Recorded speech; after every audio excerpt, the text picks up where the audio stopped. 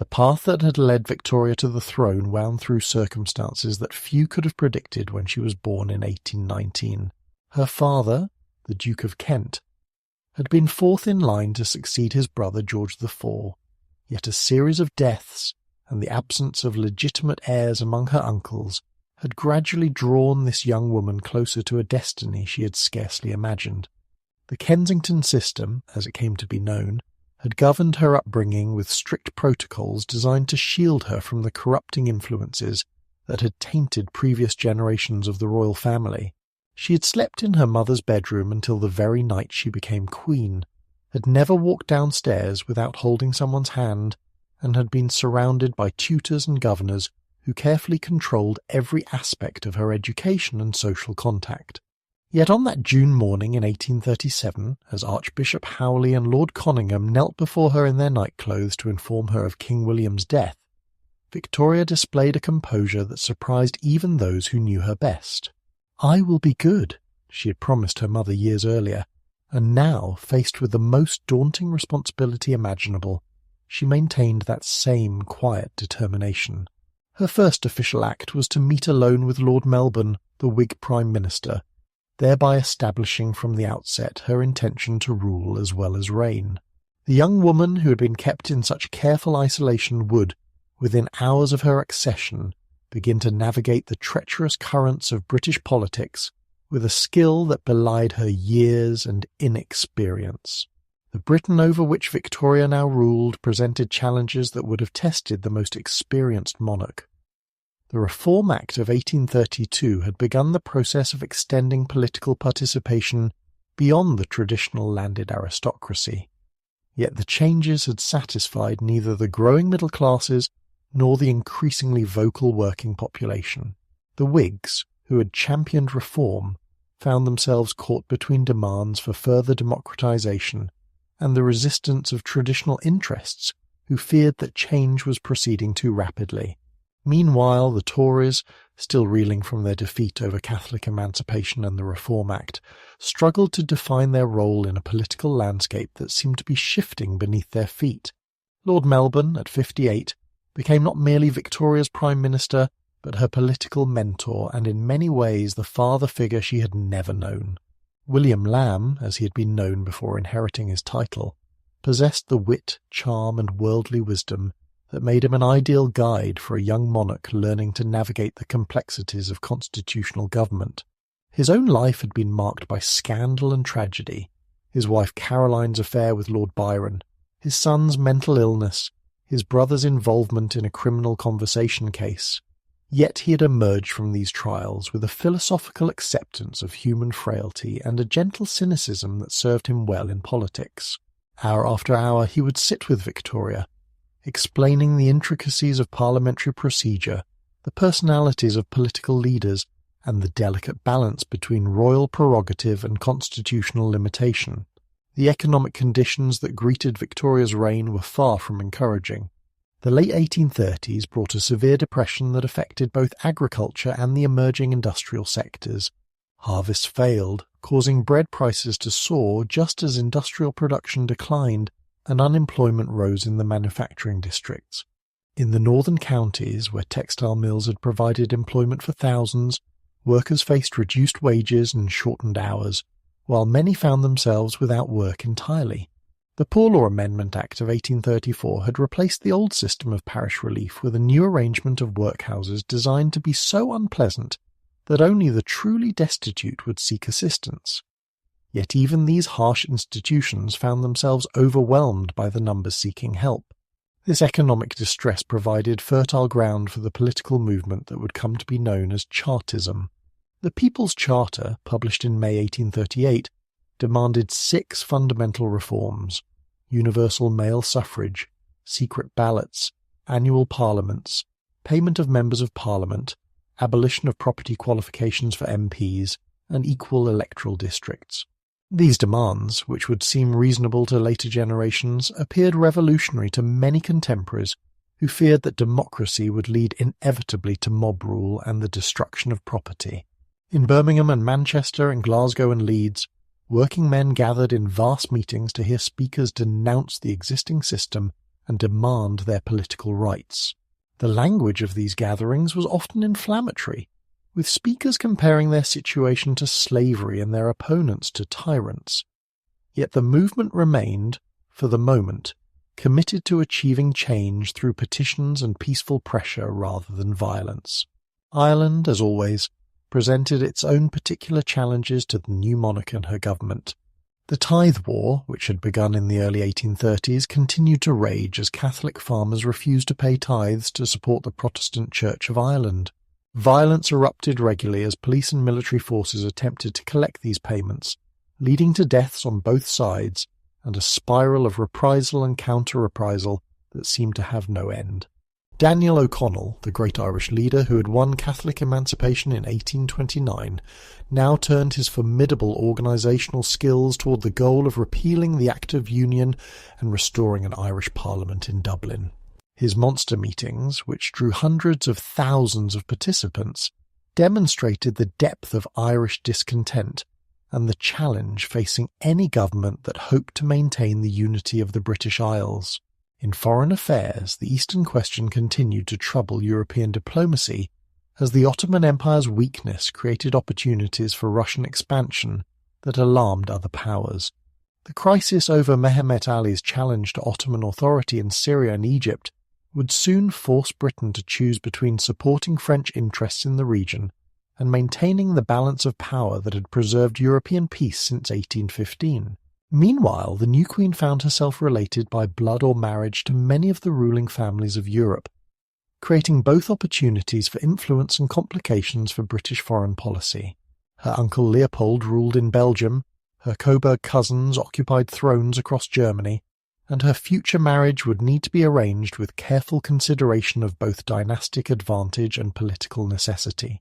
The transformation of court life under the young queen reflected broader changes in British society and culture. The dissipated atmosphere that had characterised the reigns of her uncles gave way to a more restrained and morally conscious environment. Victoria's own natural inclination toward propriety combined with Lord Melbourne's advice to create a court that emphasised duty, dignity, and domestic virtue. The endless rounds of gambling, drinking, and sexual intrigue that had marked previous royal households were replaced by a more business-like approach to royal responsibilities, with regular hours for state business, careful attention to official correspondence, and a growing emphasis on the monarchy's role as a moral exemplar for the nation. Yet even as Victoria grew into her role as queen, the limitations placed upon her as a young unmarried woman became increasingly apparent. Her every action was scrutinised for political implications, her choice of dancing partners at court balls was analysed for diplomatic significance, and her future marriage became a matter of intense speculation throughout Europe. The bedchamber crisis of 1839, when she refused to dismiss her Whig ladies-in-waiting at the request of Sir Robert Peel, demonstrated both her political naivety and her fierce determination to maintain her independence. Though Melbourne returned to office partly as a result of this crisis, the incident taught Victoria valuable lessons about the delicate relationship between personal preference and constitutional necessity that would serve her well in future political crises. As the 1830s drew to a close, the young queen had begun to master the complex art of constitutional monarchy,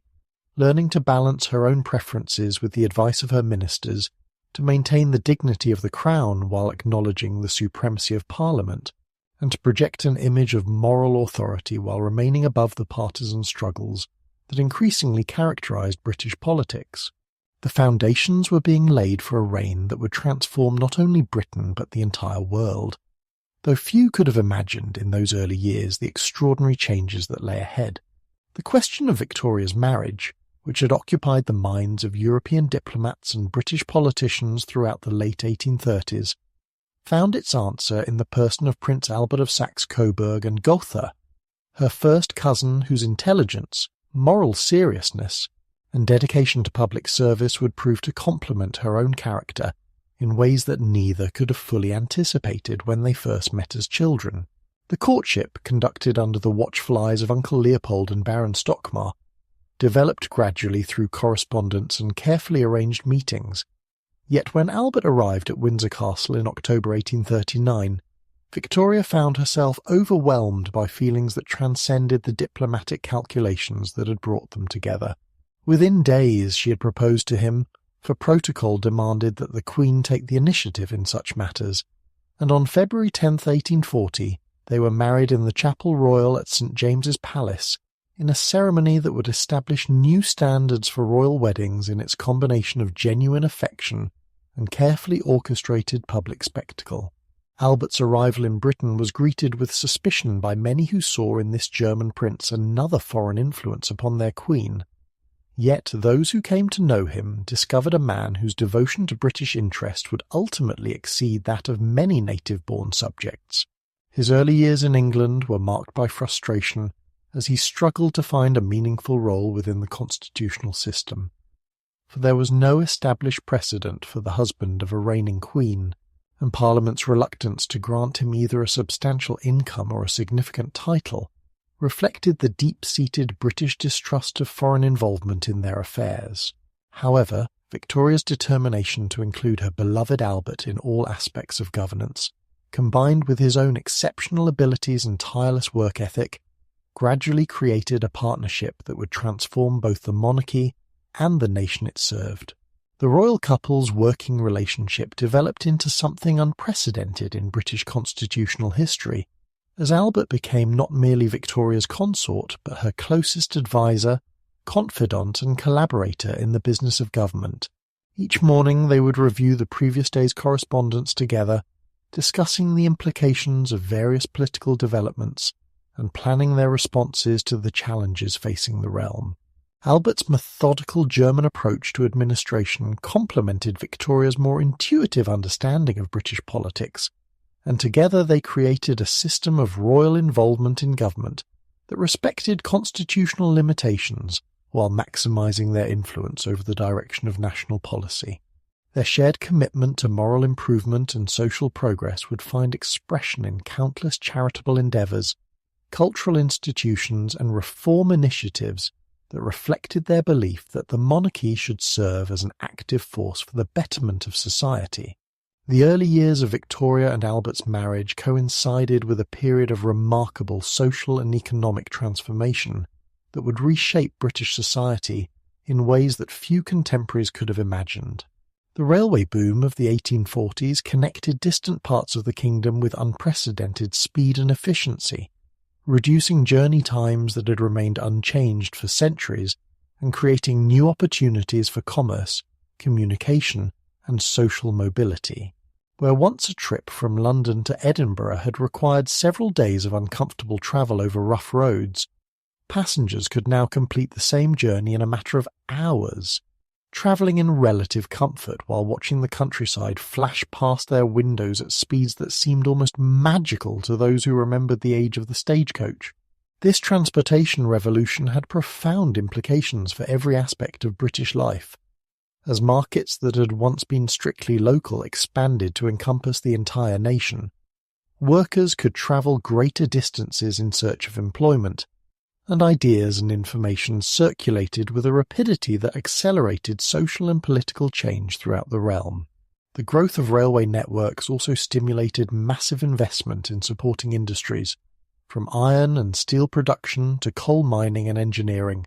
creating employment for hundreds of thousands while generating the capital that would fund further expansion and development. Meanwhile, the standardization of time across the railway network, necessary for the coordination of train schedules, helped create a more unified national consciousness as communities throughout Britain began to operate according to the same temporal framework rather than their traditional local variations. The social reforms of this decade reflected the growing influence of evangelical Christianity and utilitarian philosophy upon British political thought, as reformers sought to address the worst abuses of industrial capitalism while maintaining the economic dynamism that had made Britain the workshop of the world. The Factory Act of 1844 limited working hours for women and children, required safety guards on dangerous machinery, and established inspection systems to ensure compliance with protective legislation, representing a significant expansion of government regulation into previously private spheres of activity. Similarly, the repeal of the Corn Laws in 1846 achieved after a prolonged political struggle that split the Conservative Party and established Sir Robert Peel as a champion of free trade, demonstrated the growing influence of middle-class opinion and commercial interest over the traditional landed aristocracy that had dominated British politics for centuries. Lord Melbourne's replacement as Prime Minister by Sir Robert Peel in 1841 marked Victoria's first significant experience with the constitutional principle that required her to work with ministers she had not chosen and whose policies she did not always support. Yet her initial hostility toward the Conservative leader gradually gave way to respect and even affection as she observed his dedication to public service and his remarkable administrative abilities. Peel's combination of financial orthodoxy and social reform appealed to Albert's rational approach to government, and the royal couple found themselves supporting measures they might once have opposed as they came to understand the complex relationships between economic policy and social welfare. The Prime Minister's willingness to sacrifice his own party unity in order to repeal the Corn Laws particularly impressed Victoria and Albert, who saw in this decision a model of statesmanship that placed national interest above partisan advantage. The tragedy of the Irish potato famine, which began in 1845 and continued for several years thereafter, tested British governmental capacity and moral responsibility in ways that revealed both the strengths and limitations of Victorian administrative systems. The fungal disease that destroyed successive potato crops created conditions of mass starvation and disease that claimed over 1 million lives and forced another million to emigrate. Yet the British government's response, constrained by prevailing economic theories and religious beliefs about divine providence, proved woefully inadequate to address suffering on such a massive scale. Peel's decision to repeal the Corn Laws was partly motivated by the need to reduce food prices for the starving Irish population,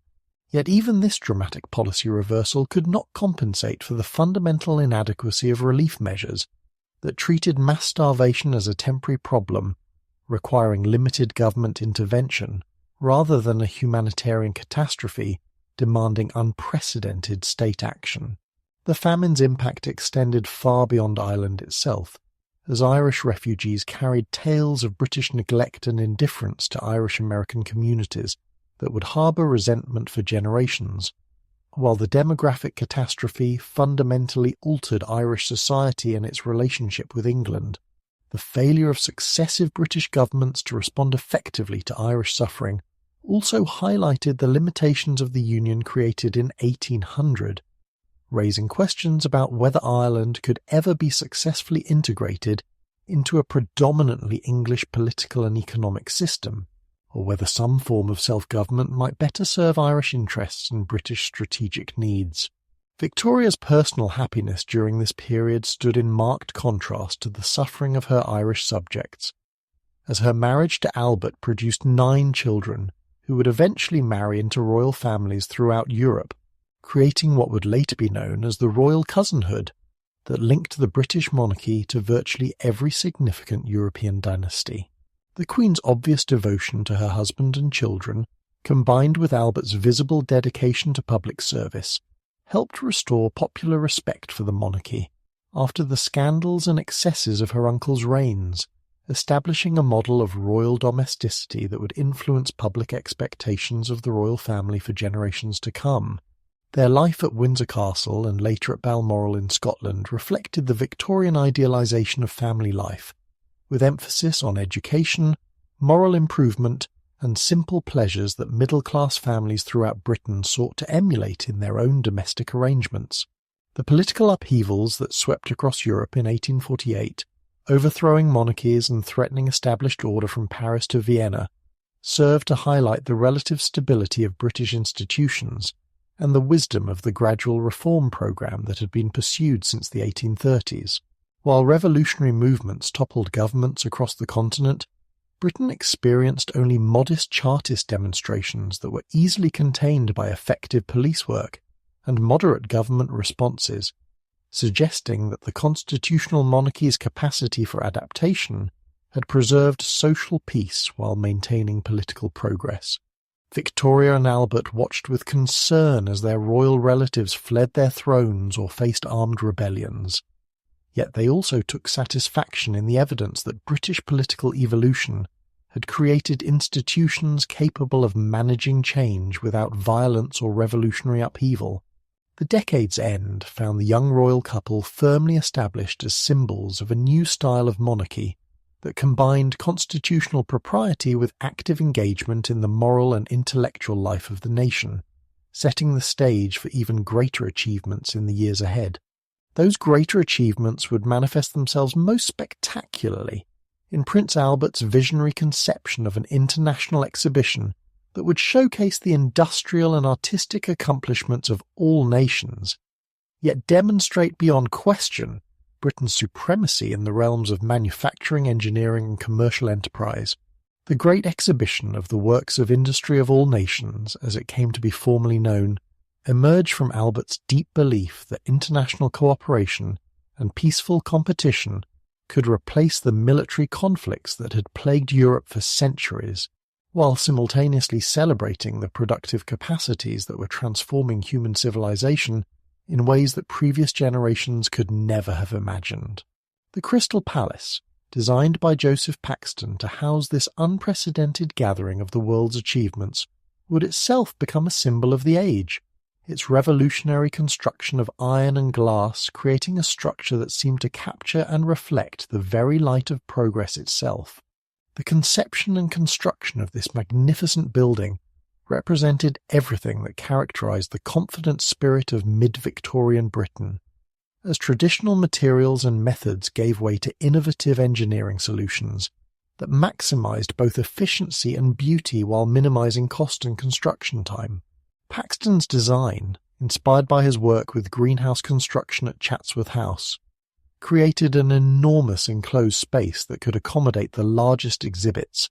while allowing natural light to illuminate every corner of the vast interior. Yet the building's modular iron framework could be manufactured in standard sections and assembled with unprecedented speed by workers whose skills had been developed in Britain's expanding railway workshops and engineering firms. The very existence of such a structure, covering more than 18 acres and rising to heights that dwarfed most contemporary buildings, demonstrated the technological mastery that had made Britain the undisputed leader of the Industrial Revolution. When the exhibition opened on May 1st, 1851, with Queen Victoria and Prince Albert leading a ceremonial procession through the gleaming halls, while thousands of spectators cheered and the sound of the great organ filled the crystal-roofed space with triumphant music, the event marked not merely the beginning of a successful commercial venture, but the celebration of an entire civilization's achievement in harnessing the forces of nature for human benefit. Over the course of the exhibition's 6-month run, more than 6 million visitors would pass through the Crystal Palace's doors, travelling from every corner of Britain and indeed from throughout the world to witness displays that range from massive steam engines and precision machine tools to delicate handicrafts and exotic products from the furthest reaches of the expanding British Empire.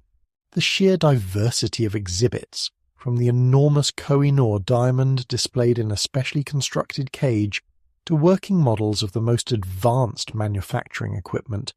created a comprehensive survey of human productive capacity that left visitors with an overwhelming sense of progress and possibility. The financial and popular success of the Great Exhibition exceeded even Albert's optimistic projections, generating profits that would fund the construction of the great cultural institutions in South Kensington, the Victoria and Albert Museum, the Natural History Museum, and the Royal Albert Hall that would serve as permanent monuments to the exhibition's ideals of education, improvement, and international understanding. More importantly, the exhibition's success confirmed Britain's position as the workshop of the world, the great manufacturing centre whose products supplied markets throughout Europe, America, and the expanding colonial territories, while British capital financed railway construction, mining operations, and commercial ventures from Argentina to Australia, from India to Canada. The railway system, whose development had accelerated throughout the 1840s, reached a new level of sophistication and comprehensiveness during the 1850s, as competing companies extended their networks to serve even the most remote rural communities, while improving the speed, comfort and reliability of service on the major routes connecting Britain's great cities. The transformation of travel from a slow, uncomfortable and often dangerous ordeal into a swift, predictable and relatively pleasant experience had profound implications for social mobility, commercial development and cultural exchange, as people who had once rarely travelled beyond their immediate neighbourhoods could now visit distant relatives, seek employment in far-off industrial centres, or simply satisfy their curiosity about places they had previously known only through books or travellers' tales. The Great Western Railway's broad-gauge locomotives, designed by the brilliant engineer Sambud Kingdom Brunel, could carry passengers from London to Bristol in less than 2 hours, while the completion of the railway bridge across the Menai Strait finally provided a reliable connection between England and the Welsh port of Holyhead, from which steamships departed regularly for Ireland. This transportation revolution facilitated the development of a truly national economy, as manufacturers could ship their products to distant markets with unprecedented speed and efficiency, while raw materials could be transported from producing regions to industrial centres without the delays and expenses that had previously constrained commercial development. The growth of railway networks also stimulated massive investment in supporting industries, creating employment for hundreds of thousands of workers in iron foundries, locomotive works, carriage-building shops, and the countless subsidiary trades that supplied the materials and services required by this vast transportation system. Meanwhile, the standardization of railway gauges, signalling systems, and operating procedures created new demands for technical education and professional expertise, contributing to the emergence of engineering as a recognized profession whose practitioners commanded both social respect and substantial incomes. The social and cultural transformations that accompanied this economic development were perhaps even more significant than the material changes themselves, as the growth of the middle classes created new patterns of consumption, leisure, and domestic life that would define Victorian civilization for generations to come. The suburban developments that mushroomed around Britain's major cities reflected both the railway's capacity to transport workers over greater distances and the middle-class desire to escape the noise, pollution, and social tensions of urban centres while maintaining convenient access to commercial and professional opportunities. These new residential areas, with their carefully planned streets of substantial houses surrounded by gardens and connected to the city centre by reliable railway services, represented a new form of social organisation that balanced the benefits of urban civilization with the attractions of rural tranquility. The department stores that began to appear in London and other major cities during this period reflected the growing purchasing power of middle-class consumers and the increasing sophistication of retail marketing techniques, as merchants discovered that customers would travel considerable distances to shop in establishments that offered wide selections of goods, fixed prices and comfortable surroundings. Selfridges, Harrods, and other pioneering retailers created shopping experiences that transformed the purchase of clothing, household goods, and luxury items from necessary but often unpleasant transactions into enjoyable social activities that families could pursue together during their leisure hours. The growth of consumer culture also stimulated improvements in manufacturing quality and design, as producers competed not only on price, but on the aesthetic appeal and functional excellence of their products. Literature reached new heights of achievement and popular appeal during this decade,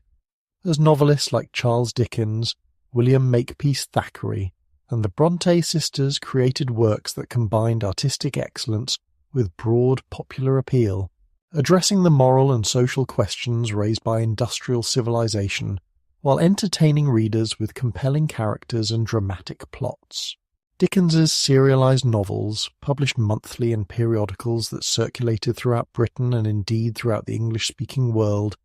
created a shared cultural experience that transcended class boundaries and regional differences, as readers from all walks of life eagerly awaited each new installment of David Copperfield or Bleak House. The popularity of such works demonstrated the expanding literacy that resulted from improved educational opportunities and the growth of public libraries, while the moral earnestness that characterized much Victorian literature reflected the period's deep concern with questions of social responsibility and individual character. The architectural achievements of the period reflected both the confidence of an age that believed in progress and the Gothic revival movement's attempt to reconnect modern Britain with its medieval heritage, as architects like Augustus Pugin and Sir Charles Barry created buildings that combined historical forms with contemporary construction techniques and functional requirements. The new Palace of Westminster, rebuilt after the disastrous fire of 1834, represented the culmination of Gothic revival principles, its soaring towers and elaborate decorative details creating a structure that proclaimed both the continuity of British constitutional traditions and the nation's commitment to artistic excellence. Meanwhile, the great railway stations constructed during this period, from London's St Pancras to Newcastle's Central Station, demonstrated that functional buildings could also achieve genuine architectural distinction, their vast iron and glass train sheds creating cathedral-like spaces that celebrated the romance and power of steam locomotion. The expansion of the British Empire during this decade proceeded with a confidence and systematic purpose that reflected both the nation's growing economic and military capabilities and its increasing sense of moral responsibility for spreading the benefits of Christian civilization throughout the world.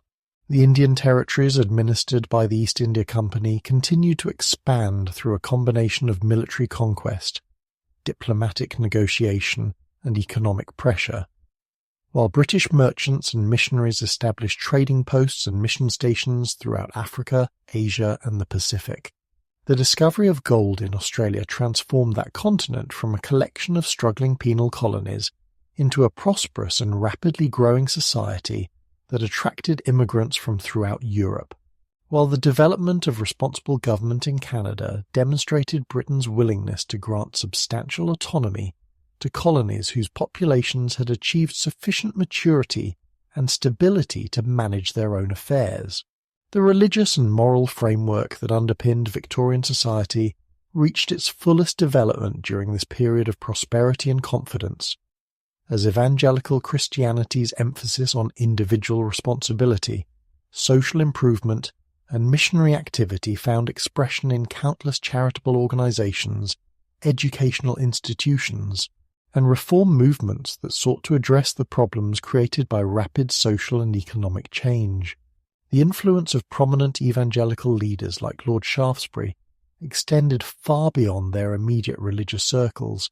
as their campaigns for factory reform, educational improvement, and moral legislation found support among politicians and social leaders who shared their conviction that material progress must be accompanied by spiritual and ethical advancement. By the decade's end, Britain had achieved a position of global dominance that seemed to many contemporaries both natural and permanent.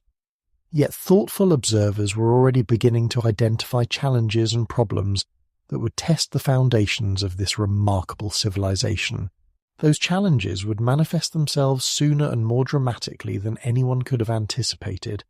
as the seemingly distant complications of European diplomacy drew Britain into its first major military conflict since the victory over Napoleon at Waterloo nearly 4 decades earlier, testing not merely the nation's military capabilities, but the entire administrative and logistical system that had developed during the long decades of peace and prosperity. The Eastern Question, that complex web of rivalries and competing interests surrounding the gradual decline of the Ottoman Empire, had simmered beneath the surface of European politics for generations, yet by the early 1850s, the combination of Russian ambitions, French diplomatic initiatives, and British concerns about Mediterranean security had created a situation that would inexorably draw the great powers toward a conflict that none of them truly desired, but all seemed powerless to prevent. The immediate cause of the war lay in a seemingly minor dispute over the custody of the Christian holy places in Jerusalem and Bethlehem, where Orthodox and Catholic monks had quarrelled for centuries over their respective rights to maintain and worship at the sacred sites. Yet this ancient rivalry became entangled with broader questions of Russian influence over Orthodox Christians throughout the Ottoman Empire and French claims to protect Catholic interests in the Holy Land. When Tsar Nicholas demanded that the Ottoman Sultan recognize Russia as the protector of all Orthodox Christians within Ottoman territories, he was asserting not merely religious authority, but political influence over millions of the Sultan's subjects, a claim that threatened to reduce the Ottoman Empire to a Russian satellite and upset the balance of power that had preserved European peace since the Congress of Vienna. The British government's response to this crisis reflected both the nation's growing sense of global responsibility and its particular concern for the security of the routes to India,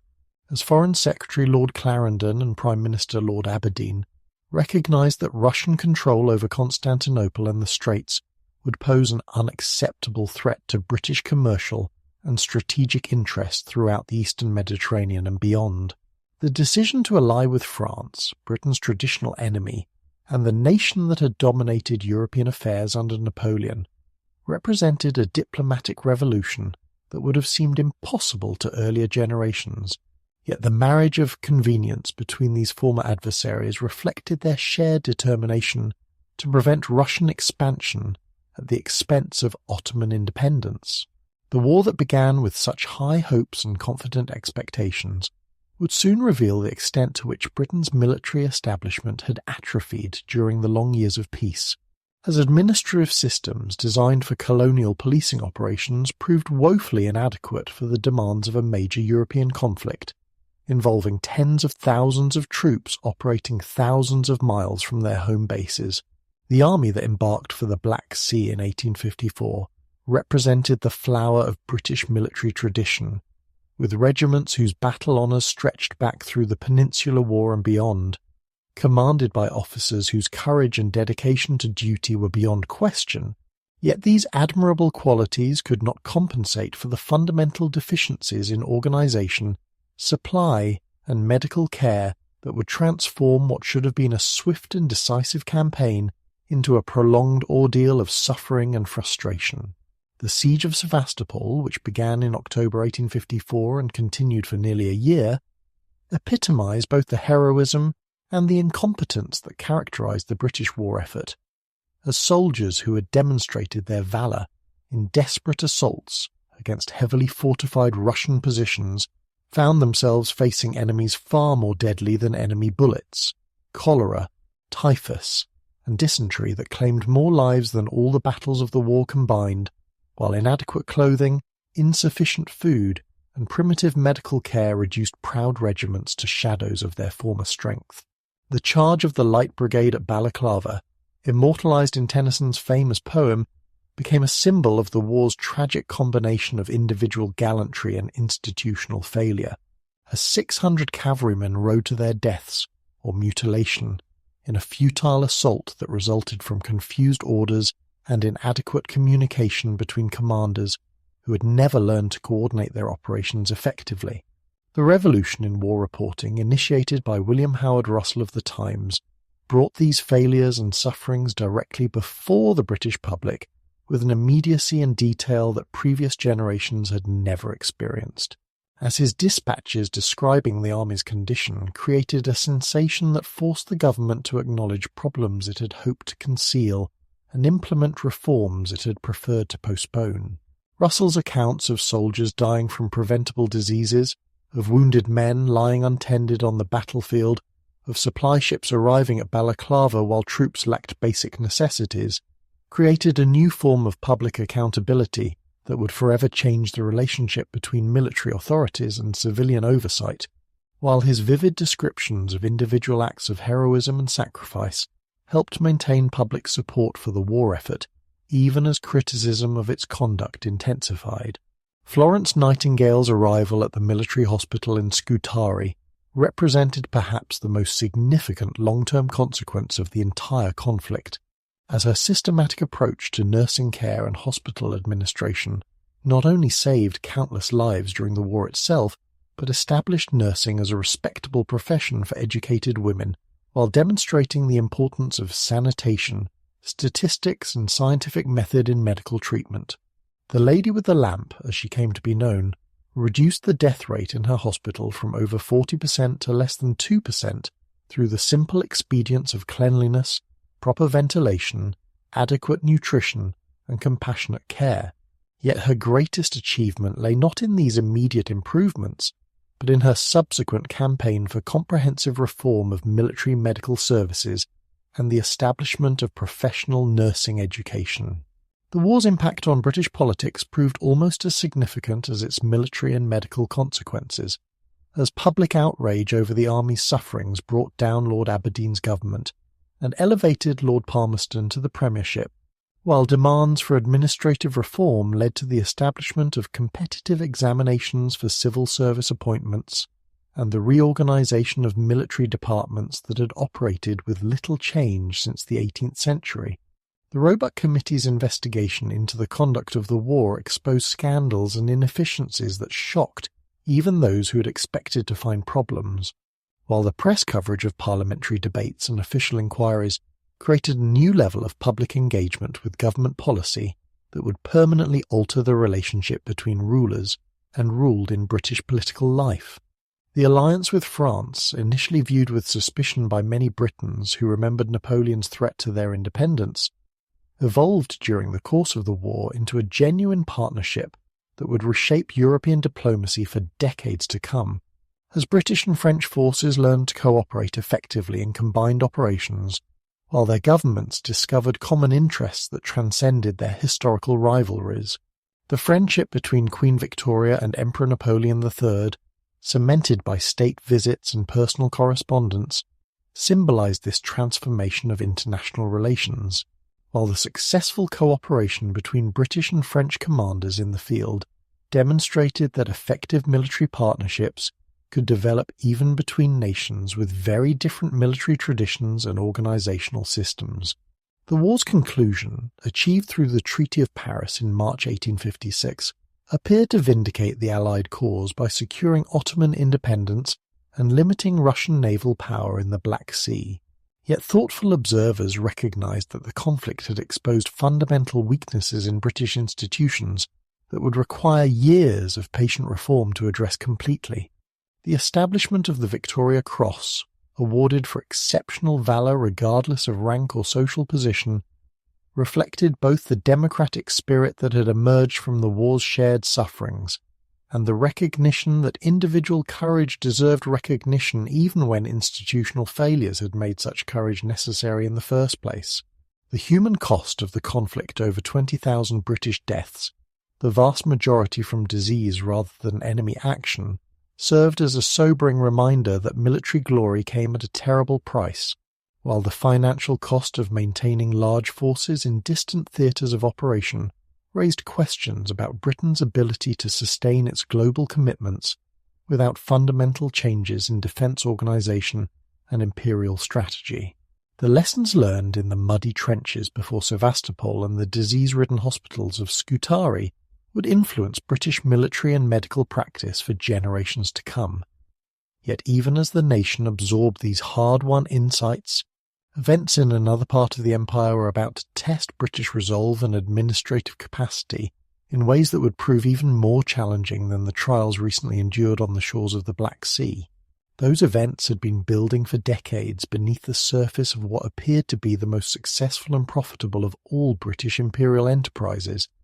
As the East India Company's gradual expansion across the Indian subcontinent had created a system of governance that combined commercial exploitation with administrative innovation, military conquest with cultural transformation, in ways that impressed European observers while generating resentments and anxieties among the diverse populations who found themselves subject to an increasingly intrusive and alien form of rule. The company's dominions, which by 1857 encompassed territories larger than all of Europe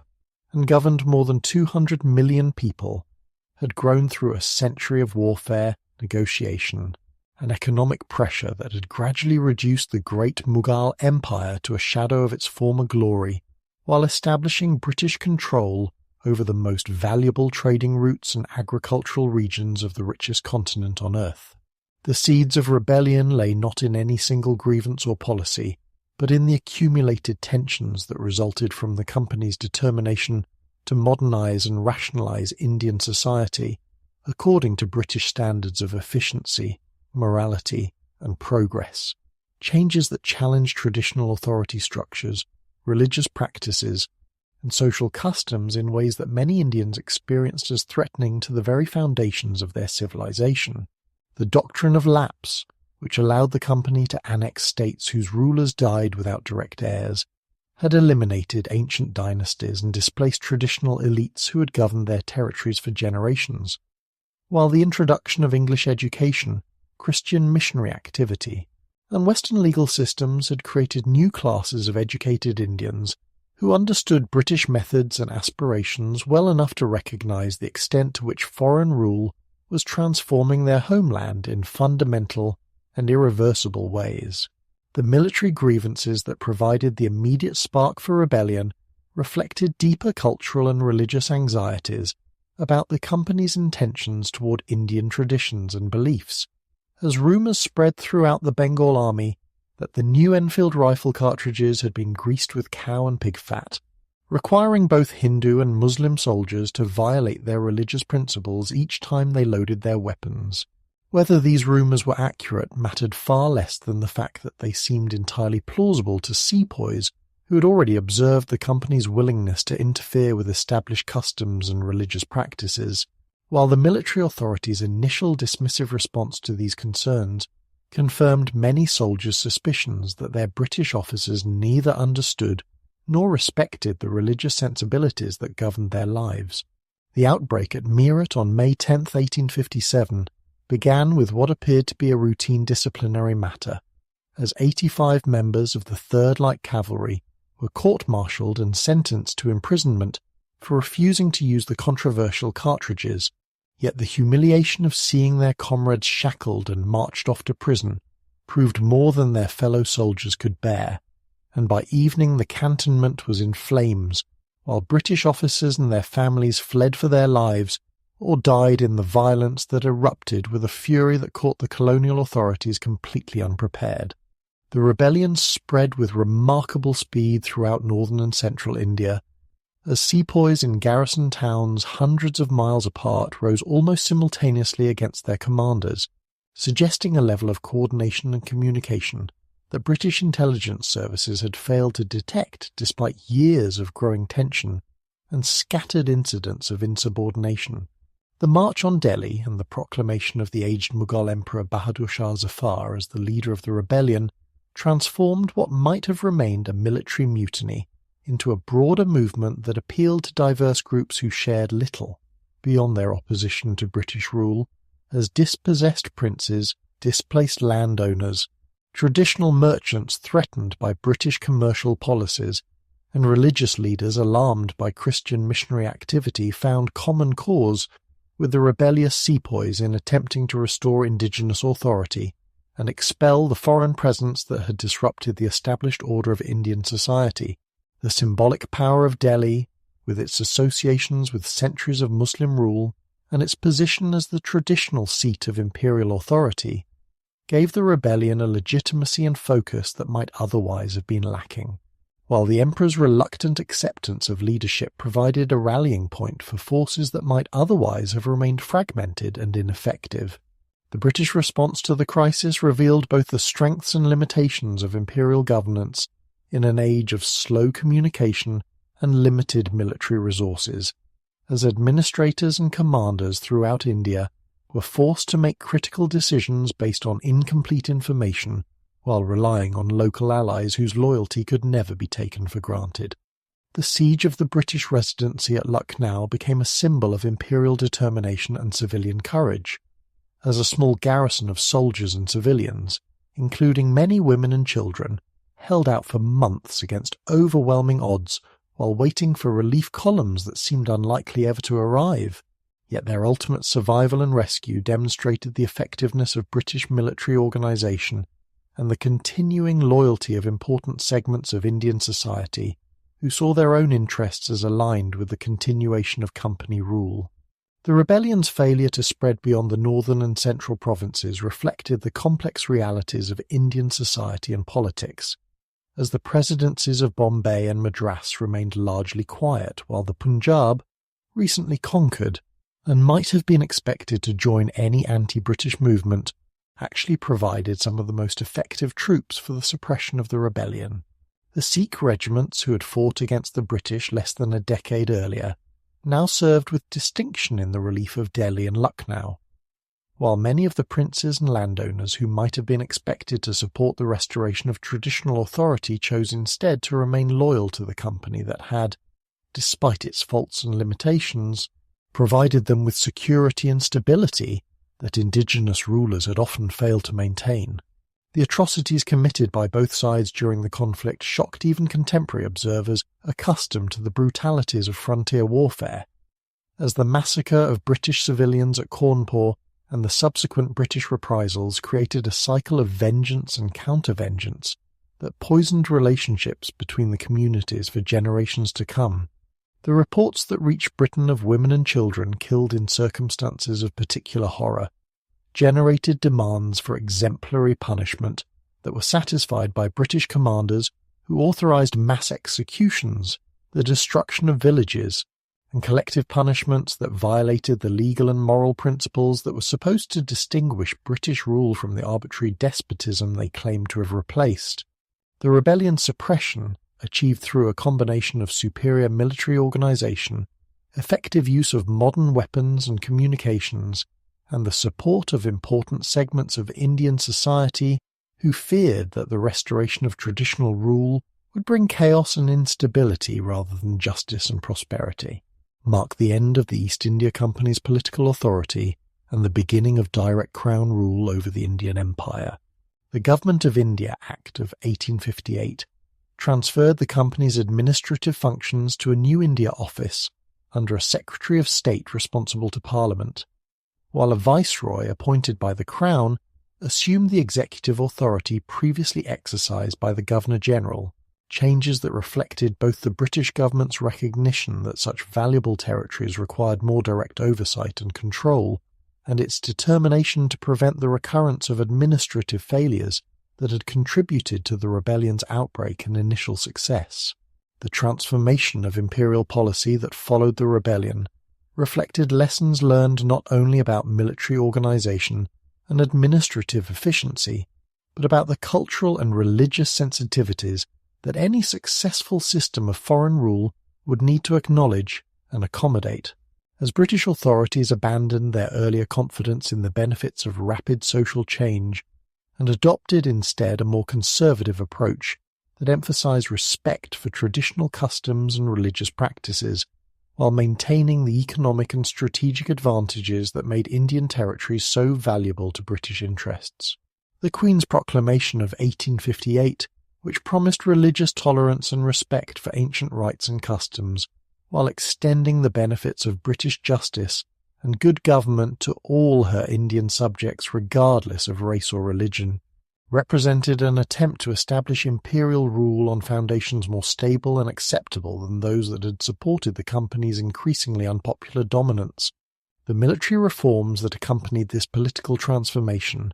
included the disbandment of the Bengal army regiments that had participated in the rebellion and their replacement with units recruited from areas and communities that had remained loyal, while the proportion of British to Indian troops was increased to ensure that future uprisings could be more easily contained.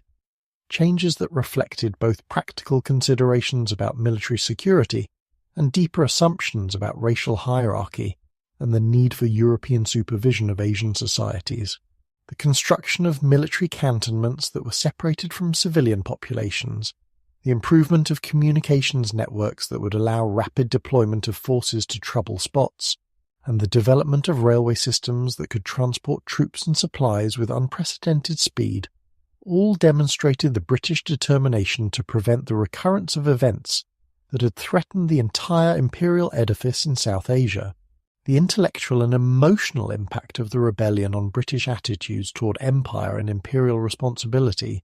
proved perhaps more significant than its immediate political and military consequences, as the shock of discovering that peoples they had assumed to be grateful for the benefits of British civilization had instead risen in violent opposition forced a fundamental reconsideration of imperial methods and objectives that would influence colonial policy for decades to come,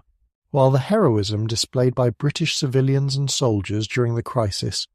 reinforced confidence in racial superiority and imperial mission that would justify continued expansion and consolidation of British power throughout Asia and Africa. That imperial confidence and sense of national destiny reached its zenith during the final years of Prince Albert's life, as the man who had once been viewed with suspicion by British politicians and public alike had established himself as perhaps the most influential figure in the realm. His tireless dedication to public service and his remarkable grasp of complex administrative and constitutional questions earning him a degree of respect and affection that transcended the initial prejudices against his foreign birth and German connections. The Prince Consort, as he had been officially recognised in 1857, had become Victoria's closest adviser and collaborator in all aspects of governance, their daily consultations on matters of state creating a partnership that was unprecedented in British constitutional history, while his involvement in educational reform, cultural institutions, and international relations had established him as a statesman of European significance, whose influence extended far beyond the traditional ceremonial functions associated with royal consorts. The crisis that would bring Albert's diplomatic skills to their greatest test arose from an incident that seemed almost absurd in its origins, yet threatened to drag Britain into the American Civil War on the side of the Confederacy, as Captain Charles Wilkes of the United States Navy stopped the British mail steamer Trent in international waters and forcibly removed 2 Confederate commissioners who were travelling to Europe to seek recognition and support for the Southern cause. The seizure of James Mason and John Slidell from a British vessel by an American warship violated international law and maritime customs that Britain had defended for centuries, while the American public's enthusiastic approval of Wilkes's action suggested that the Lincoln administration might be unwilling to make the apologies and reparations that British honour and legal precedent seemed to require. The initial British response to this affront reflected the wounded pride and militant patriotism that had characterized the nation's reaction to challenges to its maritime supremacy since the days of Drake and Nelson, as Lord Palmerston's government prepared military reinforcements for Canada, ordered the Royal Navy to adopt a more aggressive posture in American waters, and drafted diplomatic communications whose tone suggested that war might be preferable to any compromise that failed to vindicate British rights and dignity. Public opinion, inflamed by press coverage that emphasized American arrogance and disregard for international law, supported strong measures that would demonstrate Britain's determination to protect its interests and maintain the respect due to the world's greatest maritime power. Yet cooler heads recognized that a war with the United States would serve neither British interests nor the cause of human freedom that both nations, despite their current disagreements, claimed to champion. Albert's intervention in this crisis, perhaps the last great service he would render to his adopted country, took the form of modifications to the government's ultimatum that preserved British dignity while providing the American administration with sufficient room for manoeuvre to resolve the dispute without losing face before their own public, changes that reflected his deep understanding of both diplomatic protocol and human psychology. His recognition that nations, like individuals, could more easily admit error when their essential honour remained intact. The Prince Consort's careful editing of Lord Russell's dispatch transformed what might have been an impossible demand for complete American capitulation into a request for explanations and reparations that allowed President Lincoln and Secretary of State Seward to comply with British requirements, while maintaining that their actions had been justified by the extraordinary circumstances of civil war and national emergency. The peaceful resolution of the Trent affair, achieved when the Lincoln administration released the Confederate commissioners and expressed regret for the violation of British neutrality, represented not merely a diplomatic victory, but a demonstration of the maturity and wisdom that Albert had brought to British statecraft, his preference for negotiation over confrontation, for careful analysis over emotional reaction, reflecting both his scholarly temperament and his deep commitment to the cause of peace and international cooperation, that had inspired his vision for the Great Exhibition and continued to guide his approach to foreign relations. Yet even as diplomats in London and Washington exchanged the formal communications that ended this crisis, the Prince Consort's health was declining under the pressure of overwork and chronic illness that his devotion to duty had prevented him from properly addressing, his constitution weakened by years of 16-hour days spent in correspondence, meetings, and ceremonial functions that left little time for rest or recreation. The final weeks of Albert's life, marked by the mysterious illness that physicians of the time could diagnose only as typhoid fever, unfolded with a tragic inevitability that seemed to mock the happiness and success that had characterized his 21-year marriage to Victoria. As the man who had revolutionized the British monarchy and contributed so significantly to the nation's cultural and intellectual development, gradually succumbed to a disease that medical science could neither understand nor effectively treat. Victoria's desperate vigil at her husband's bedside, her refusal to accept the increasingly pessimistic assessments of the royal physicians, and her growing hysteria as she watched the most important person in her life slip away from her, despite all the resources that wealth and position could command, foreshadowed the profound grief that would transform her from an active, engaged monarch into a reclusive widow, whose withdrawal from public life would fundamentally alter the nature of British constitutional monarchy. The Prince Consort's death at Windsor Castle on December 14, 1861, at the age of only 42, deprived Britain of perhaps the most capable and dedicated public servant of the age, while plunging Victoria into a grief so profound and enduring that it would influence every aspect of her personal life and public duties for the remaining 4 decades of her reign. The Queen's immediate response to her loss combined inconsolable personal sorrow with a determination to preserve and perpetuate Albert's memory and achievements that would find expression in countless memorial projects, from the Albert Memorial in Kensington Gardens to the Royal Albert Hall, from the expansion of the South Kensington cultural institutions to the establishment of scholarships and prizes that would honour his commitment to education and scientific advancement. Victoria's withdrawal from the ceremonial and social functions that had previously occupied much of her time reflected not merely personal grief, but a fundamental change in her conception of royal duty and public service, as she convinced herself that the best way to honour Albert's memory was to continue the work they had shared, while avoiding the public appearances and court entertainments that reminded her too painfully of their former happiness together.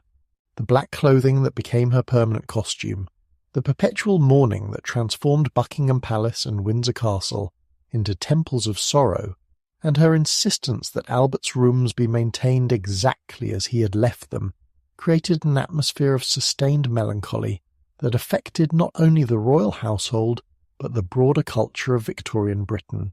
where elaborate mourning customs and prolonged grief became marks of respectability and emotional depth. The political consequences of Victoria's retirement from public life became apparent within months of Albert's death,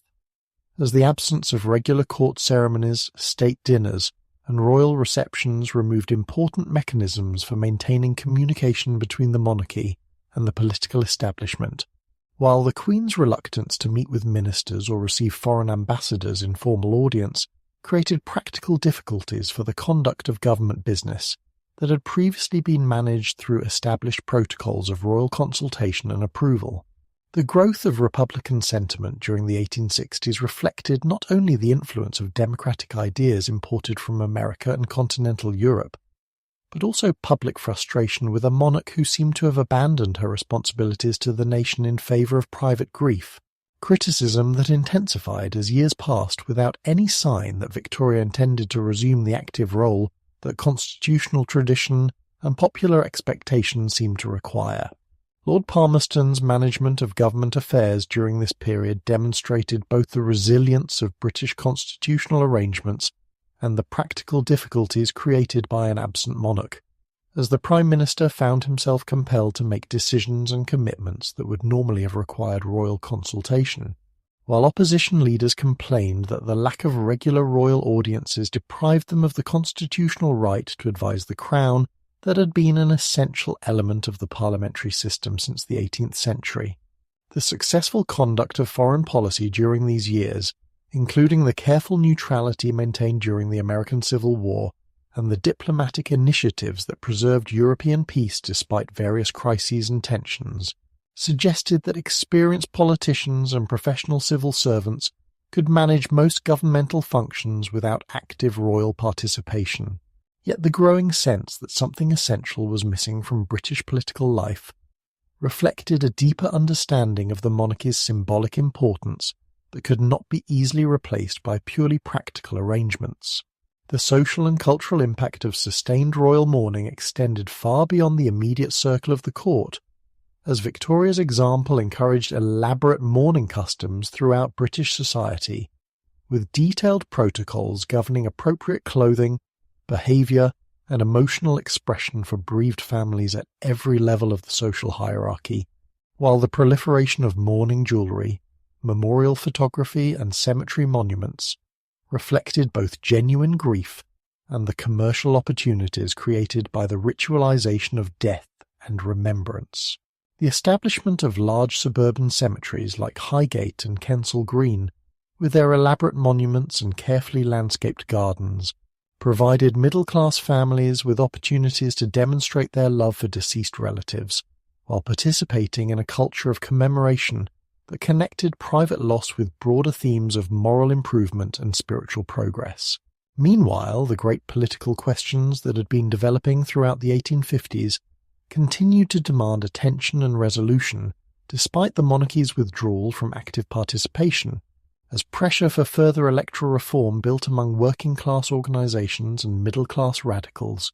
who argued that the achievements of the Crimean War and the Indian Rebellion had demonstrated the loyalty and capability of ordinary citizens who deserved a voice in the governance of the nation they had served so faithfully. The Second Reform Act of 1867, passed by Benjamin Disraeli's Conservative government in what he famously described as a leap in the dark, extended the franchise to substantial numbers of urban working men, while redistributing parliamentary seats to reflect the demographic changes that had accompanied industrialisation and urbanisation, reforms that transformed the character of British politics, even though they fell short of the universal suffrage that radical reformers continued to demand. The emergence of William Ewart Gladstone as the leading figure of liberal politics and his growing rivalry with Disraeli created a new dynamic in parliamentary life that would define British political competition for the next 2 decades. As these two remarkable men, so different in background, temperament and political philosophy, offered voters alternative visions of Britain's future that reflected broader debates about democracy, empire, social reform, and the role of government in addressing the problems created by rapid economic and social change. Debates that continued to unfold even as the Queen remained secluded in her various residences, emerging only occasionally for the most essential ceremonial functions, while leaving the active leadership of the nation to politicians who understood that they could no longer count on regular royal guidance and support in the conduct of public affairs. Those political developments would prove far more transformative than even their most ardent supporters had anticipated, as the question of electoral reform, which had simmered beneath the surface of British politics since the limited changes of 1832, finally erupted into a crisis that would compel both Conservative and Liberal leaders to embrace democratic changes they had previously resisted, transforming a political system that had been designed to preserve the influence of landed wealth into one that acknowledged, however reluctantly, the claims of urban workers and middle-class professionals to participate in the governance of the nation their labour had enriched and their loyalty had defended. The Second Reform Act of 1867, passed by Benjamin Disraeli's Conservative government, in circumstances that surprised even its architect, emerged not from careful planning or ideological commitment, but from the complex interplay of party advantage, popular pressure, and constitutional precedent that characterised the pragmatic approach to political change that had allowed Britain to avoid the revolutionary upheavals that had periodically convulsed continental Europe. Disraeli's calculations in proposing electoral reform reflected his recognition that the Conservative Party's long-term survival depended upon its ability to adapt to demographic and social changes that had made the existing electoral system increasingly anachronistic, as the growth of industrial cities and the emergence of an educated working class created constituencies that could no longer be ignored by politicians who hoped to maintain popular support and parliamentary majorities. The phrase "leap in the dark," which he used to describe the extension of voting rights to substantial numbers of urban workers, captured both his uncertainty about the political consequences of democratic reform and his confidence that conservative principles of order, tradition,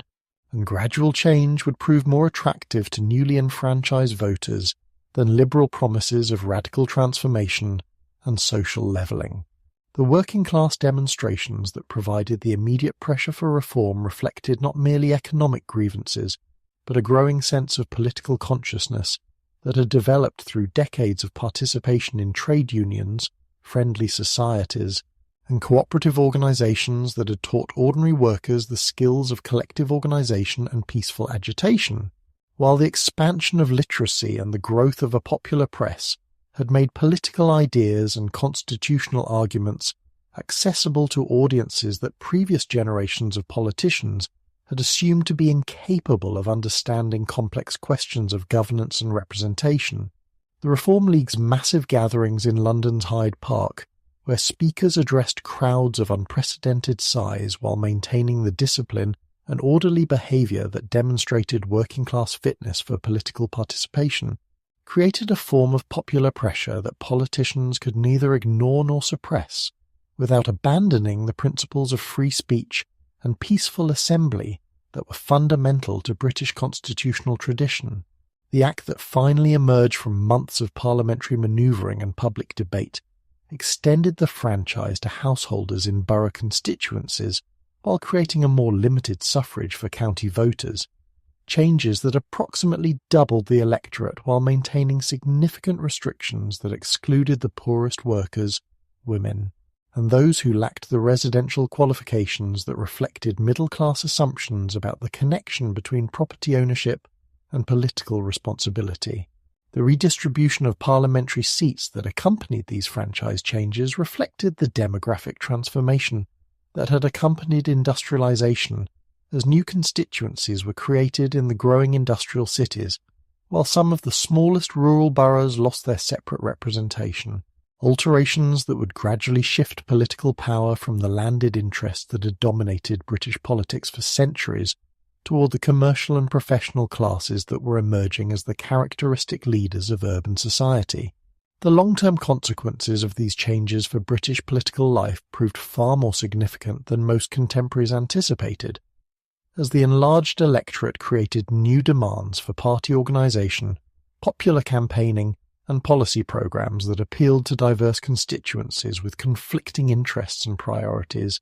while the need to attract working-class votes encouraged both parties to develop positions on social reform, labour relations and economic policy that would have seemed radical to earlier generations of political leaders. The emergence of mass political organisations with local associations, regular meetings, and systematic efforts to register voters and influence electoral outcomes transformed politics from the preserve of a narrow elite into a form of popular participation that engaged citizens at every level of society in debates about national priorities and governmental policies.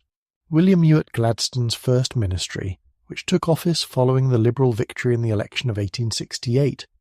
represented the culmination of decades of reform sentiment and practical experience in addressing the problems created by rapid social and economic change. As the new Prime Minister assembled a cabinet that combined philosophical commitment to liberal principles with administrative expertise and political skill that would enable them to implement the most comprehensive programme of domestic reform that Britain had seen since the great changes of the 1830s. Gladstone's own evolution from conservative protectionist to liberal reformer reflected broader changes in British political thought,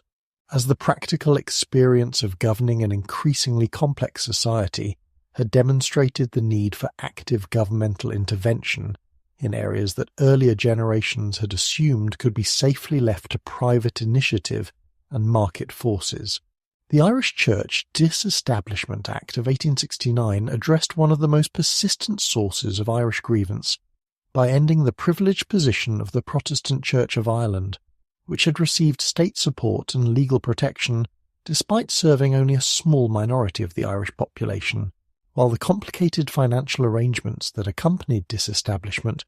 provided compensation for existing clergy and church institutions, while redirecting ecclesiastical revenues toward educational and charitable purposes that would benefit the entire Irish community. This legislation, which would have seemed impossible to earlier generations of British politicians who regarded the established church as fundamental to social order and political stability, demonstrated the Liberal government's willingness to sacrifice traditional privileges in order to address legitimate grievances and promote social harmony. The Irish Land Act of 1870 represented an even more dramatic departure from established economic principles, as it acknowledged tenant farmers' claims to compensation for improvements they had made to their holdings,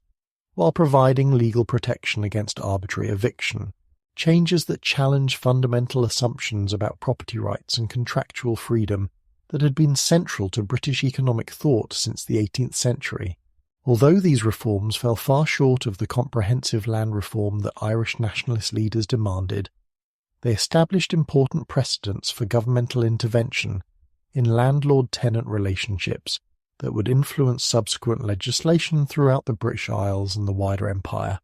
The Education Act of 1870, perhaps the most far-reaching of all the government's domestic reforms,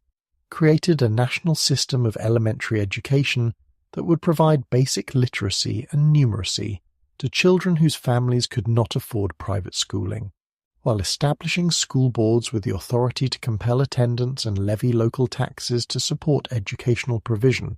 This legislation reflected both practical recognition that an increasingly complex economy required workers with basic educational skills and philosophical commitment to the principle that democratic citizenship required an informed electorate capable of making rational judgments about political questions and social policies. Yet the religious compromises that made the act politically feasible also created tensions between secular and denominational approaches to education that would influence British educational policy for generations to come. The civil service reforms that accompanied these policy changes reflected the growing recognition that effective government required professional administrators selected on the basis of merit rather than political connection or social influence. As competitive examinations replaced patronage appointments in most governmental departments, while standardized procedures and systematic training programs created a cadre of permanent officials whose expertise and continuity of service would provide stability and efficiency regardless of changes in political leadership. These administrative reforms, inspired partly by the success of similar changes in India and partly by the obvious inadequacies revealed during the Crimean War, established Britain as a pioneer in the development of modern, bureaucratic government that would serve as a model for other nations seeking to modernize their governmental institutions. The army reforms implemented by Edward Cardwell, the Secretary of State for War, addressed fundamental problems that had been apparent since the Crimean conflict, as the abolition of the purchase system for military commissions opened officer ranks to men of ability regardless of wealth,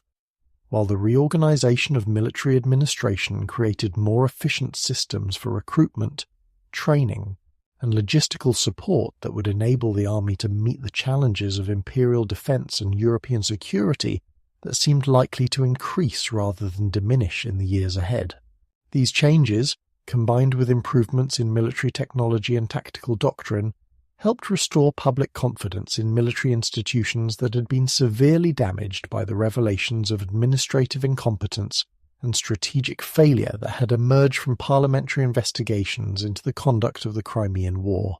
The Trade Union Act of 1871 marked a revolutionary change in the legal status of working-class organizations, as it provided legal recognition and protection for unions while establishing their right to organize strikes and collective bargaining, changes that reflected both the growing political influence of organized labor and the recognition that industrial harmony required institutional mechanisms for resolving conflicts between employers and workers through negotiation rather than confrontation. The growth of friendly societies, cooperative stores, and mutual insurance organisations during this period demonstrated working-class capacity for self-organisation and collective responsibility, while their emphasis on education, moral improvement, and social respectability challenged middle-class assumptions about the character and aspirations of industrial workers. The public health improvements that accompanied urban growth reflected both the practical necessity of preventing epidemic diseases that threatened all social classes and the growing recognition that governmental intervention was essential to address problems that private initiative and market mechanisms had proven incapable of solving effectively. As local authorities received new powers to regulate sanitation, water supply, and housing conditions, while medical officers of health provided professional expertise and systematic oversight that gradually reduced mortality rates and improved living conditions in Britain's expanding industrial cities. The establishment of parks, libraries, and cultural institutions in working-class neighbourhoods reflected both utilitarian calculations about the social benefits of rational recreation and genuine humanitarian concern for the welfare of populations whose labour had created the wealth that sustained Britain's position as the world's leading industrial and commercial power. Meanwhile, the imperial consolidation that proceeded throughout this period reflected both the successful resolution of the administrative problems revealed by the Indian Rebellion and the growing recognition that colonial territories could contribute significantly to British prosperity and security if they were governed according to principles that balanced imperial authority with local autonomy and responsibility. The British North America Act of 1867,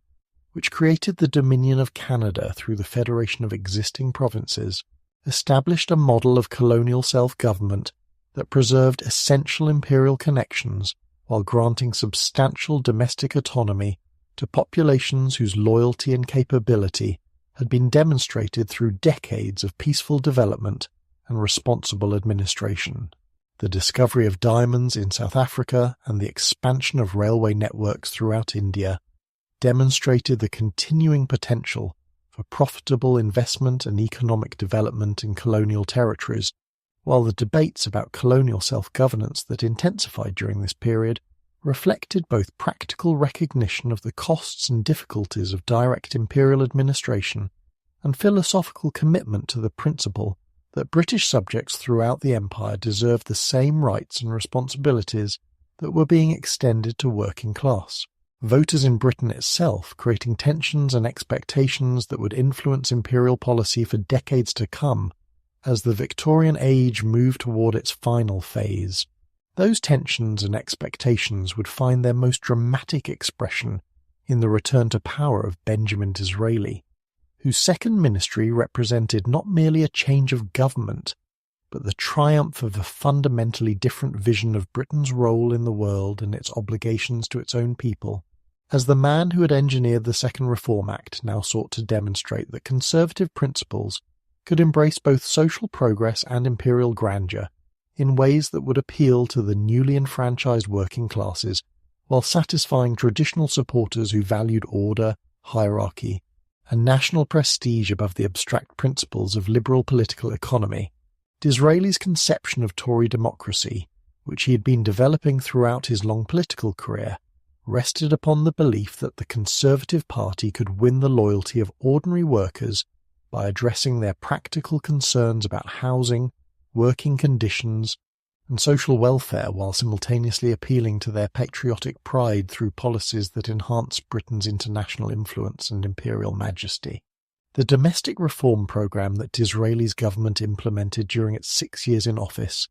demonstrated the practical application of these theoretical principles, as a series of carefully crafted legislative measures addressed specific problems that affected working-class families while avoiding the comprehensive restructuring of social and economic relationships that liberal reformers often advocated. The Artisans' and Labourers' Dwellings Improvement Act of 1875 empowered local authorities to condemn and demolish insanitary housing, while providing loans and grants for the construction of improved accommodation, representing a significant expansion of governmental intervention in housing markets that had previously been left entirely to private initiative and market forces. Yet the legislation's emphasis on local implementation and gradual improvement reflected conservative preferences for evolutionary change rather than revolutionary transformation. The Factory Act of 1878 extended protective legislation to cover additional categories of workers, while strengthening inspection and enforcement mechanisms that ensured compliance with safety regulations and working time limitations, changes that reflected both humanitarian concern for worker welfare and practical recognition that healthy, well-rested employees would prove more productive and less likely to engage in the strikes and industrial disputes that disrupted economic activity and threatened social stability. Similarly, the Public Health Act of 1875 consolidated and extended sanitary legislation while establishing clear administrative procedures for addressing problems of water supply, sewage disposal, and disease prevention, creating a comprehensive framework for municipal health administration that would serve as a model for local government reform throughout the empire and beyond. The consolidation of trade union rights through legislation that clarified workers' legal protections while establishing procedures for resolving industrial disputes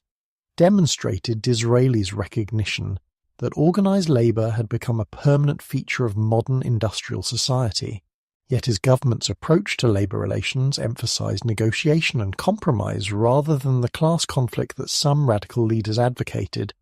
appealing to working-class voters' desire for respectability and social integration rather than revolutionary change. The Conspiracy and Protection of Property Act of 1875 legalised peaceful picketing and collective bargaining while maintaining legal prohibitions against violence and intimidation, striking a balance between workers' rights and employers' interests that reflected conservative commitment to social harmony and gradual reform rather than dramatic redistribution of economic power. These domestic achievements, significant though they were,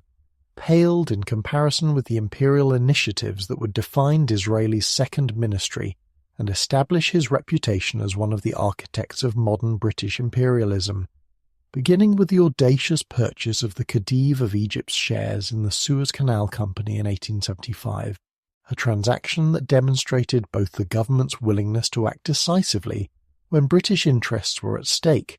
and its recognition that control over strategic waterways had become essential to maintaining communications with India and the expanding territories of the Eastern Empire. The purchase, financed through a loan from the Rothschild banking house and completed within days of the opportunity's emergence, gave Britain effective control over the canal that had become the vital artery connecting European markets with Asian territories, while establishing a British presence in Egyptian affairs that would eventually lead to formal occupation and the expansion of imperial influence throughout the Nile Valley. The Royal Titles Act of 1876, which proclaimed Victoria as Empress of India, represented perhaps the most symbolic expression of Disraeli's imperial vision, as this ancient title, with its associations with the great empires of history, elevated the British sovereign to a level of ceremonial dignity that matched the practical reality of governing the world's largest and most diverse imperial dominion. The Queen's enthusiastic support for this innovation reflected both her personal friendship with Disraeli and her growing appreciation for the imperial role that provided meaning and purpose for her reign during the years when domestic politics seemed increasingly dominated by democratic forces that threatened traditional monarchical authority, while the elaborate ceremonies that accompanied the proclamation in India demonstrated British commitment to imperial permanence and hierarchical order that would resist the democratic and nationalist pressures emerging throughout the world. The Eastern Question crisis that dominated European diplomacy during the late 1870s provided Disraeli with opportunities to demonstrate British diplomatic leadership while advancing strategic interests that had been developing since the Crimean War, as the Bulgarian atrocities committed by Ottoman forces attempting to suppress Christian rebellions created pressures for humanitarian intervention that conflicted with traditional British support for Ottoman independence as a barrier to Russian expansion toward the Mediterranean. The complex negotiations that culminated in the Congress of Berlin in 1878 showcased Disraeli's skills as an international statesman as he worked with Bismarck and other European leaders to create territorial arrangements that satisfied competing national aspirations while preserving the balance of power that had maintained continental peace since 1815, earning him personal recognition as a major figure in European affairs while securing Cyprus as a British naval base that would strengthen imperial defences in the eastern Mediterranean. The Afghan wars that punctuated this period reflected the continuing strategic competition with Russia along the northwest frontier of India, as both empires sought to establish spheres of influence in the mountainous regions that controlled the approaches to the Indian subcontinent, creating a pattern of intervention, withdrawal, and renewed involvement that would characterize Anglo-Russian rivalry in Central Asia for decades to come. The Second Afghan War, launched in 1878 following disputes over Russian diplomatic missions to Kabul, resulted in temporary British occupation of major Afghan cities and the installation of a friendly ruler, yet the difficulties of controlling hostile tribal populations in remote and difficult terrain demonstrated the limitations of imperial power even at its apparent zenith, while the costs of frontier warfare raised questions about the sustainability of forward policies that required constant military vigilance and periodic expensive interventions. Victoria's gradual emergence from the prolonged mourning that had characterized the decade following Albert's death reflected both Disraeli's personal influence and her renewed interest in imperial affairs that provided emotional satisfaction and public purpose during her later years. As the Prime Minister's respectful yet affectionate manner of communication and his evident appreciation for her constitutional experience and practical wisdom created a working relationship that restored much of the personal satisfaction she had derived from political involvement during Albert's lifetime. The controversy surrounding her friendship with John Brown, the Scottish gillie who had served the royal family at Balmoral and whose privileged position at court generated gossip and criticism that she ignored with characteristic stubbornness, demonstrated both her determination to maintain personal autonomy despite public expectations and her growing confidence in her ability to weather criticism that might once have caused her considerable distress. The economic challenges that emerged during the late 1870s reflected broader international trends that were beginning to threaten Britain's industrial and commercial supremacy. As agricultural depression caused by cheap grain imports from America and Russia,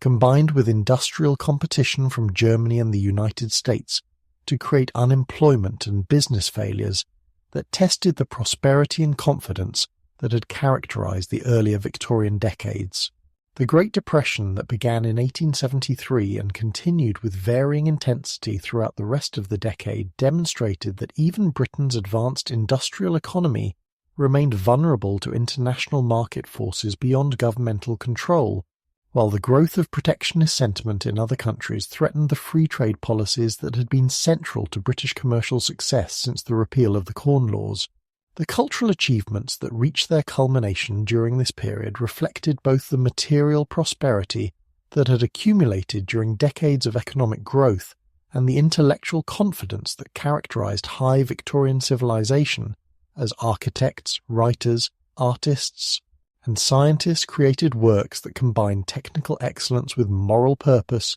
in ways that seemed to embody the values and aspirations of an entire age.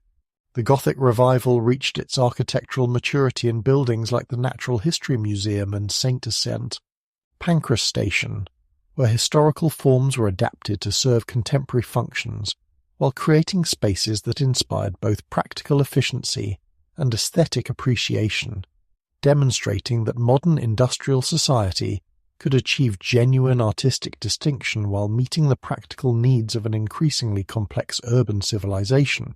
The aesthetic movement that began to emerge during these years represented both a continuation of and a reaction against earlier Victorian artistic traditions,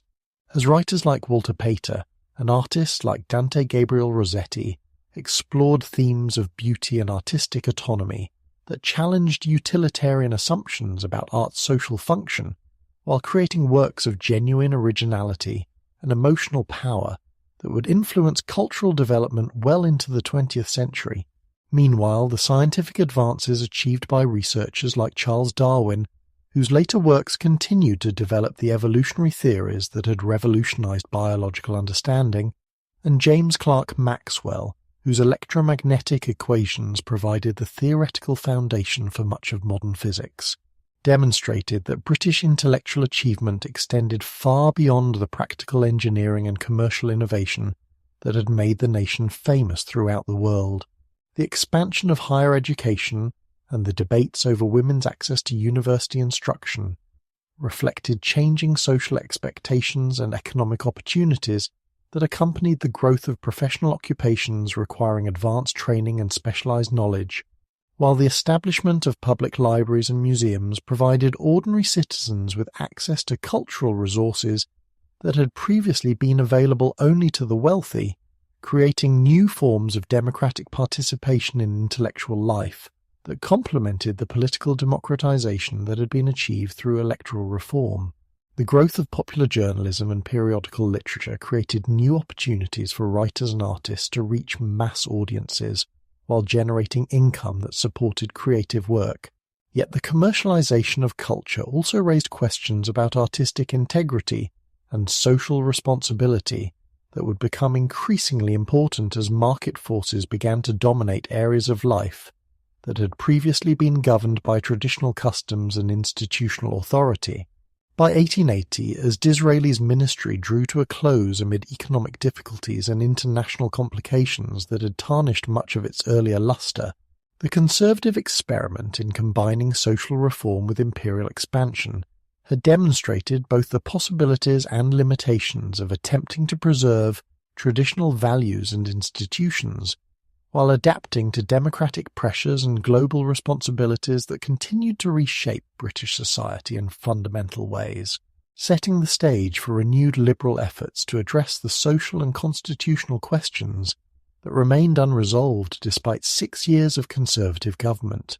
Those unresolved questions would find their most eloquent and passionate advocate in William Ewart Gladstone, whose return to active political leadership at the age of 70 represented not merely the restoration of liberal government, but the emergence of a new form of democratic politics that would transform the relationship between political leaders and the mass electorate as the grand old man, as he had come to be known throughout Britain and indeed throughout Europe, embarked upon what he conceived as moral crusades that would address the fundamental injustices and institutional failures that had accumulated during decades of Conservative rule and imperial expansion. The Midlothian campaign of 1879-1880, which saw Gladstone traverse the Scottish countryside addressing enormous crowds with speeches that combined rigorous analysis of government policy with passionate appeals to Christian conscience and democratic principle, established a model of popular political leadership that bypassed traditional party organizations and elite opinion in favor of direct communication with ordinary voters whose intelligence and moral judgment Gladstone trusted more completely than the calculations of professional politicians and newspaper editors. The revolutionary character of this campaign lay not merely in its scale and intensity, but in its fundamental challenge to established assumptions about the proper conduct of political discourse,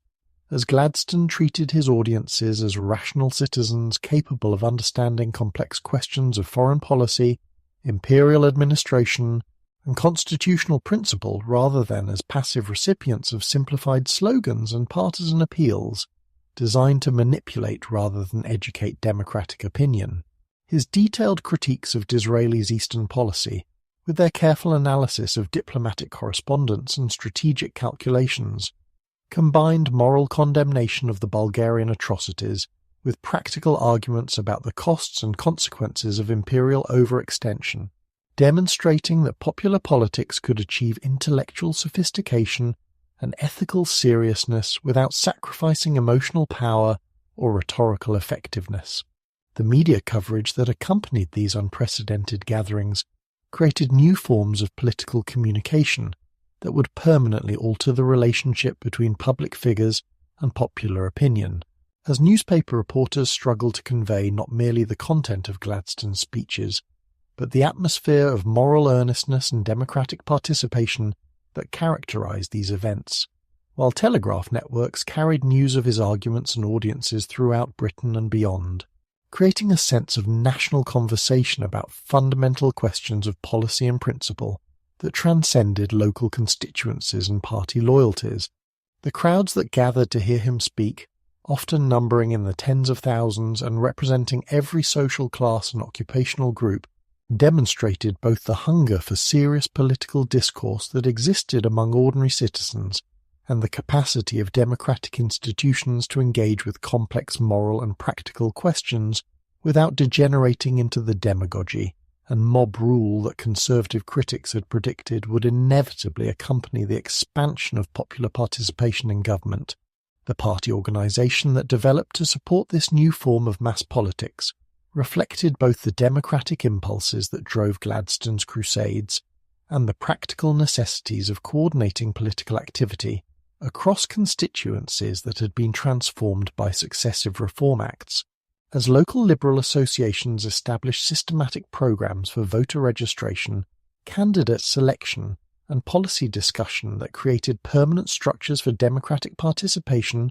rather than the temporary mobilisation that had characterised earlier electoral campaigns. The National Liberal Federation, founded in 1877 and modelled on the successful Birmingham Liberal Association, created by Joseph Chamberlain, provided mechanisms for coordinating local activities while maintaining the autonomy and initiative that were essential to genuine democratic participation, demonstrating that effective political organisation could enhance rather than constrain the expression of popular will. The Irish crisis that would dominate Gladstone's second ministry had been developing throughout the agricultural depression of the late 1870s, as successive harvest failures and falling agricultural prices had created conditions of widespread distress among tenant farmers whose rents remained fixed while their incomes declined, creating a situation that desperate landlords and suffering tenants alike recognised as unsustainable, yet which existing legal and economic arrangements seemed powerless to address through normal constitutional processes. The land war that erupted in 1879 under the leadership of Michael Davitt's Irish National Land League represented both a continuation of traditional Irish agrarian protest and a new form of organised resistance that combined economic boycotts, social ostracism, and selective violence in campaigns that aim not merely to reduce rents or prevent evictions, but to transform fundamentally the system of land ownership that had been imposed upon Ireland through centuries of conquest and colonisation. Charles Stewart Parnell's emergence as the leader of the Irish Parliamentary Party represented a new form of constitutional nationalism that combined unwavering commitment to Irish self-government with tactical flexibility and organisational discipline that made the Irish members a formidable force in the House of Commons, where their ability to disrupt legislative business and influence the balance between Liberal and Conservative parties gave them leverage that previous generations of Irish leaders had never possessed. Parnell's combination of aristocratic bearing and popular appeal, his ability to maintain unity among diverse Irish constituencies while negotiating with British politicians who often regarded him with suspicion and hostility, and his strategic vision of achieving Home Rule through constitutional means rather than revolutionary violence, made him perhaps the most effective Irish political leader since Daniel O'Connell, while his relationship with Gladstone would prove crucial to the development of Liberal policy toward Ireland. The agrarian violence that accompanied the land war, including the boycott campaigns that gave the English language a new word while demonstrating the effectiveness of organised social pressure, created conditions that British administrators found increasingly difficult to manage through normal legal processes, as traditional methods of law enforcement proved inadequate to address systematic resistance that enjoyed widespread popular support, while avoiding direct confrontation with military forces that might have justified more severe countermeasures. The Phoenix Park murders of May 1882, in which the Chief Secretary for Ireland and his Undersecretary were assassinated by members of a secret organisation called the Invincibles, shocked British opinion and complicated Gladstone's efforts to pursue conciliatory policies toward Ireland. Yet the government's response demonstrated both the limitations of coercive measures and the continuing commitment to constitutional solutions rather than military suppression that characterised liberal approaches to Irish problems. The Land Act of 1881, which established the principle of fair rent, free sale, and fixity of tenure that Irish agrarian reformers had demanded for decades, represented perhaps the most dramatic departure from established property rights that any British government had yet attempted, as it gave tenant farmers legal protection against arbitrary rent increases while providing compensation for improvements they had made to their holdings. Changes that challenged fundamental assumptions about the relationship between ownership and control that had been central to British economic thought since the 18th century. The Land Purchase Acts that followed during subsequent years went even further in transforming Irish agricultural arrangements, as they provided governmental loans that enabled tenants to purchase their holdings while compensating landlords for the loss of their traditional properties, creating a system of peasant proprietorship that represented a complete reversal of the policies that had been pursued in Ireland since the Cromwellian settlement. Meanwhile, the imperial complications that had begun during Disraeli's ministry continued to create diplomatic and military challenges that tested both British resources and British resolve, as the occupation of Egypt following the Arabi Pasha revolt of 1882 demonstrated once again how local crises could draw Britain into expensive and complicated commitments that were difficult to abandon yet costly to maintain. Gladstone's reluctant decision to authorise military intervention to protect the Suez Canal and British financial interests reflected the practical constraints that limited even the most principled statesman's freedom of action, while his government's subsequent inability to withdraw from Egypt despite repeated promises to do so illustrated the tendency of imperial responsibilities to expand beyond their original scope and duration. The tragedy of General Gordon at Khartoum became a symbol of imperial overextension and governmental indecision. As the popular hero who had been sent to evacuate Egyptian forces from the Sudan found himself besieged in the capital city, while British public opinion demanded his rescue, and Gladstone's cabinet debated whether military intervention could be justified by humanitarian concerns or strategic necessities. Gordon's death in January 1885, just days before a relief expedition reached Khartoum, provided conservative critics with powerful ammunition against a government that seemed to have sacrificed British prestige and individual heroism to abstract principles and financial calculations, while demonstrating that imperial commitments could not always be managed according to the rational calculations and moral principles that Gladstone preferred to the emotional appeals and military solutions that his opponents advocated. The South African tensions that had been building throughout this period reflected both the continuing resentment of Afrikaner populations who had never accepted British rule, and the discovery of gold deposits that made the Transvaal potentially the richest territory in Africa, creating conflicts between imperial strategic interests, commercial opportunities, and local political arrangements that would ultimately prove impossible to resolve through diplomatic negotiation. The First Boer War of 1880-1881, though it ended with British recognition of Transvaal independence under imperial suzerainty, demonstrated both the costs of governing reluctant populations and the limitations of military power when confronting opponents who enjoyed local knowledge, popular support, and sufficient determination to accept heavy casualties in defence of their independence. The Home Rule crisis that emerged from Gladstone's growing conviction that Irish self-government represented the only solution to the problems that had resisted all other attempts at reform reflected both his intellectual honesty in acknowledging the failure of previous policies and his characteristic willingness to risk his political career in defence of principles that he believed essential to justice and good government. The first Home Rule Bill, introduced in April 1886, proposed to establish an Irish Parliament with authority over domestic affairs while maintaining imperial unity through continued Irish representation at Westminster for matters affecting the entire United Kingdom, a compromise that seemed reasonable to those who understood the complexities of imperial governance, yet appeared revolutionary to those who regarded any weakening of the Union as a betrayal of fundamental constitutional principles. The split in the Liberal Party that resulted from this initiative, as Joseph Chamberlain and other prominent Liberals joined with Conservative opponents to defeat the bill and drive Gladstone from office, demonstrated both the continuing power of Unionist sentiment and the difficulty of maintaining party unity when fundamental questions of constitutional principle were at stake, while the formation of the Liberal Unionist Party created a new political alignment that would influence British politics for decades to come,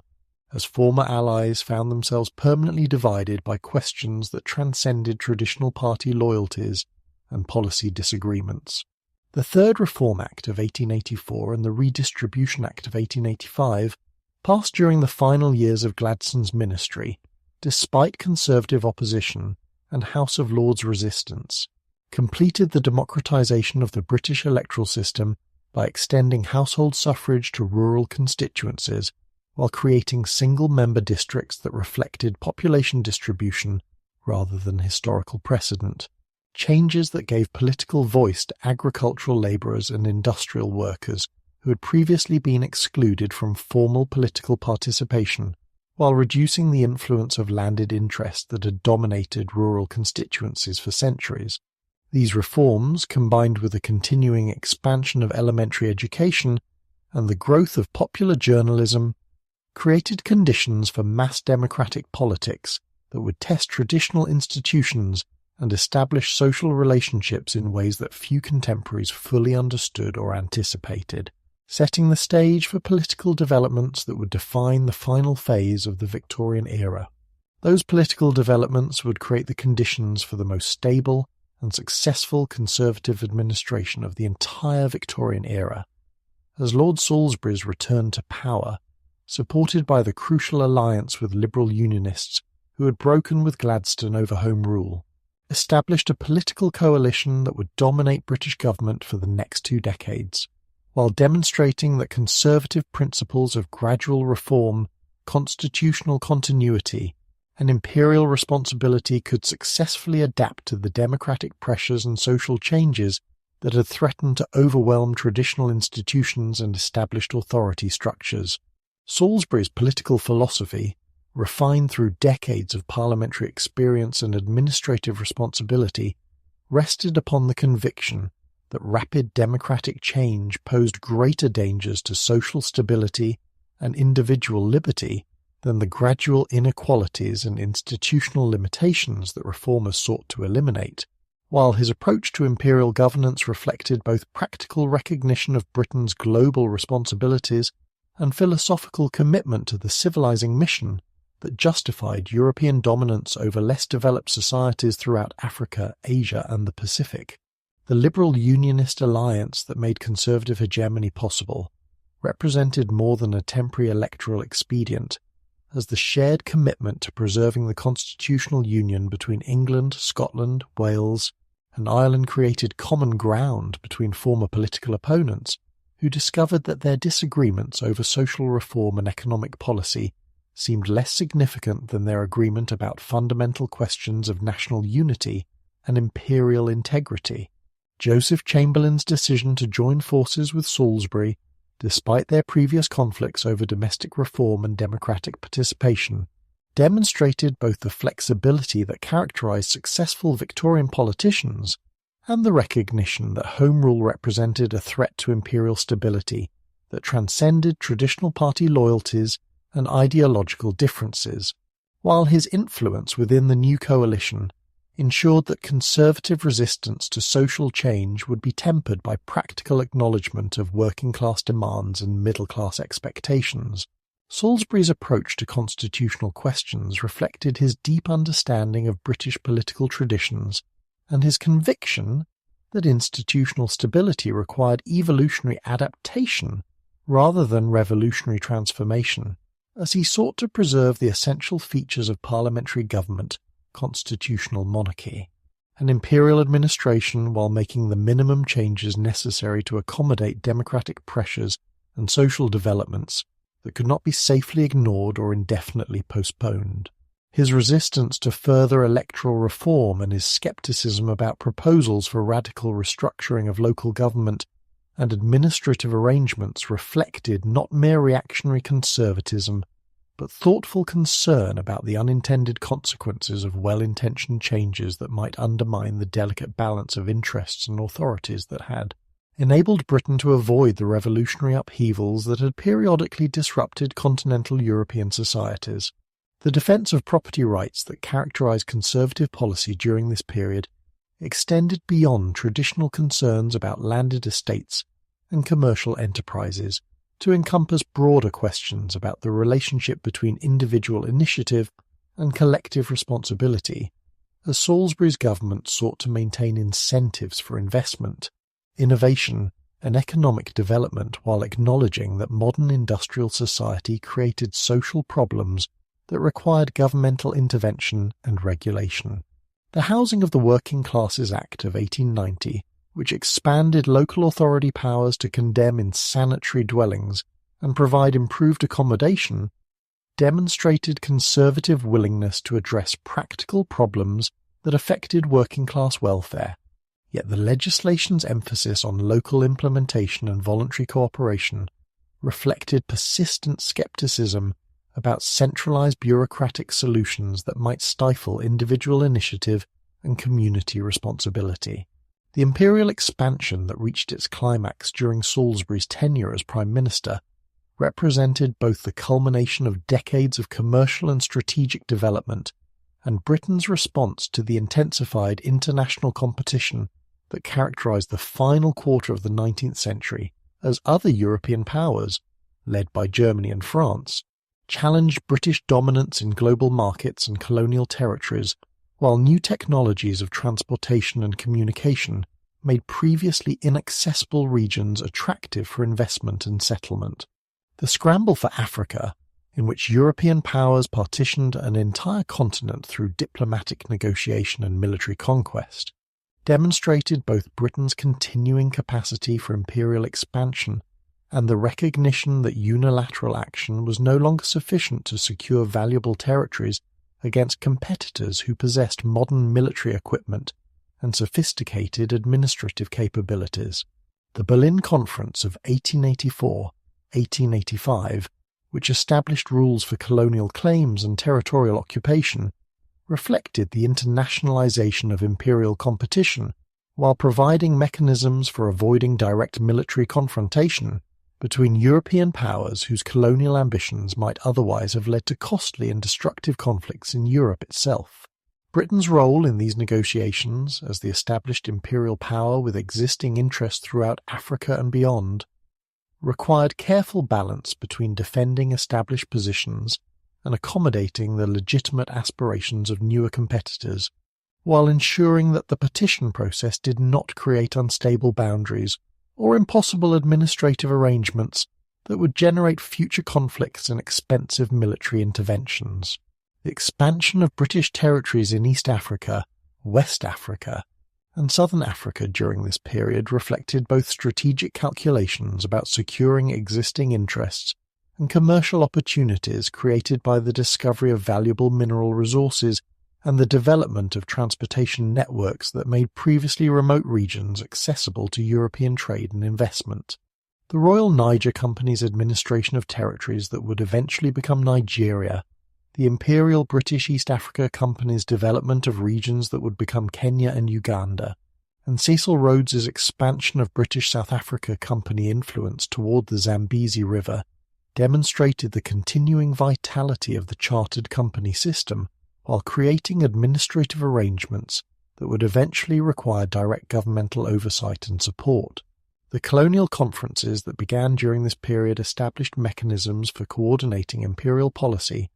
and sharing the costs of imperial defence while respecting the autonomy that self-governing colonies had achieved through decades of responsible government and local initiative, creating institutional frameworks for imperial unity that preserved essential connections while acknowledging the practical impossibility of direct control over territories whose populations and resources had outgrown the administrative capacities of traditional colonial governance. The discussions of imperial federation that accompanied these conferences reflected both the recognition that the empire had become too large and diverse for centralized administration, and the desire to maintain political and economic relationships that had proved mutually beneficial to both metropolitan and colonial populations. The military technological advances that facilitated imperial expansion and control included not only improvements in firearms and artillery that gave European forces decisive advantages over indigenous opponents, but also developments in medical knowledge, transportation systems, and communication networks that enabled small numbers of administrators and soldiers to govern vast territories and diverse populations with unprecedented efficiency and effectiveness. The discovery that quinine could prevent malaria opened tropical regions to European settlement and administration,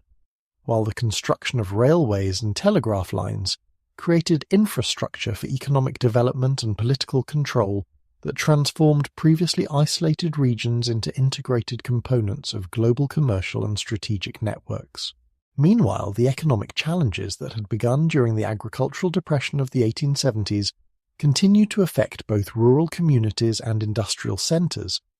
as foreign competition in both agricultural and manufactured goods tested British producers' ability to maintain market share and profit margins in increasingly competitive global markets. The growth of German industrial capacity, particularly in steel, chemicals, and electrical equipment,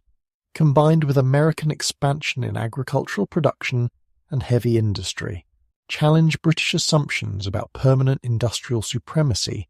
while creating pressures for protective tariffs and imperial preference that conflicted with the free trade principles that had been central to British commercial policy since the 1840s.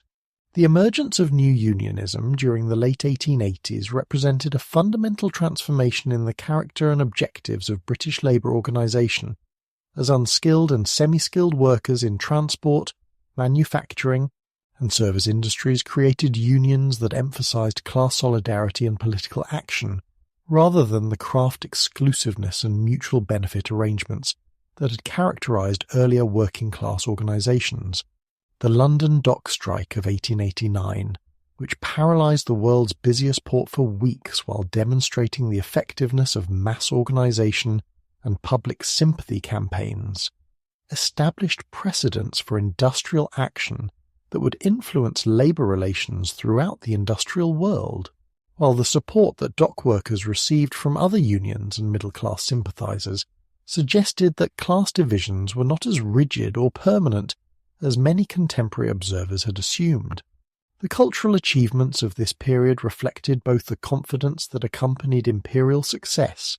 and commercial prosperity, and the underlying anxieties about social change and international competition that troubled thoughtful observers who recognised that British dominance could not be maintained indefinitely without continued adaptation and renewal. The literature of empire that flourished during these years, exemplified by the works of Rudyard Kipling and H.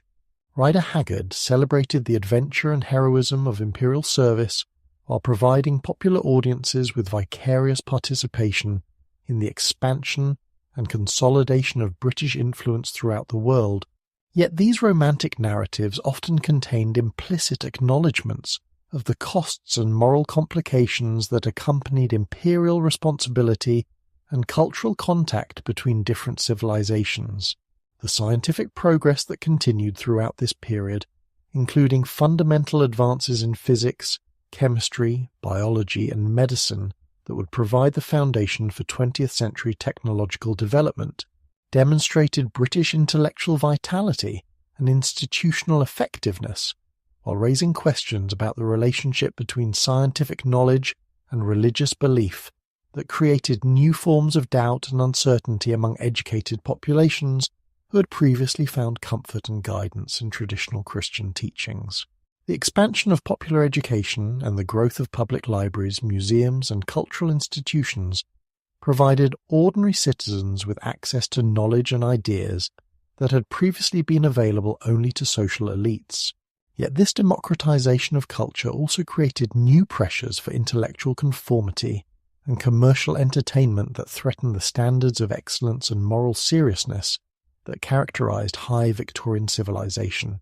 The aesthetic movement that emerged during the 1880s, with its emphasis on art for art's sake and its rejection of utilitarian criteria for judging creative work, represented both a continuation of romantic traditions and a rebellion against the moral earnestness and social purpose that had characterised earlier Victorian culture,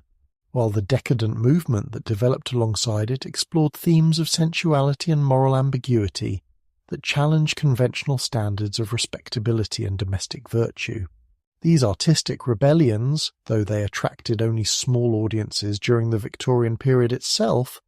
foreshadowed broader cultural changes that would transform British society during the 20th century, as traditional authorities and established values came under increasing pressure from democratic participation, scientific knowledge, and international cultural exchange that made intellectual and moral uniformity increasingly difficult to maintain. By 1892, as Salisbury's first great ministry drew to a close, the Conservative coalition had demonstrated that traditional institutions and established authorities could successfully adapt to democratic pressures and social changes without sacrificing the stability and continuity that were essential to effective governance. Yet the challenges that were emerging both at home and throughout the empire suggested that even greater tests of British resilience and adaptability lay ahead, as the final decade of Victoria's reign would witness unprecedented pressures for political reform, social change, and imperial reorganisation that would determine whether the Victorian synthesis of tradition and progress could survive into the new century that was rapidly approaching. Those challenges would find their most determined and eloquent champion in the extraordinary return to power of William Ewart Gladstone, who at the age of 82 embarked upon what he conceived as his final mission to address the fundamental questions of justice and self-governance that had haunted his political conscience for decades, demonstrating both the remarkable vitality that had sustained his career through 60 years of parliamentary service and the moral conviction that drove him to attempt once more the great cause of Irish Home Rule that had already cost him so dearly in political unity and party loyalty. The narrow Liberal victory in the general election of 1892, achieved through a coalition with Irish nationalist members whose disciplined support provided the margin necessary to overcome Conservative and Liberal Unionist opposition, created a government that possessed technical parliamentary authority yet lacked the broad popular mandate that would have been essential for implementing the constitutional changes that Gladstone believed necessary to preserve both imperial unity and domestic harmony.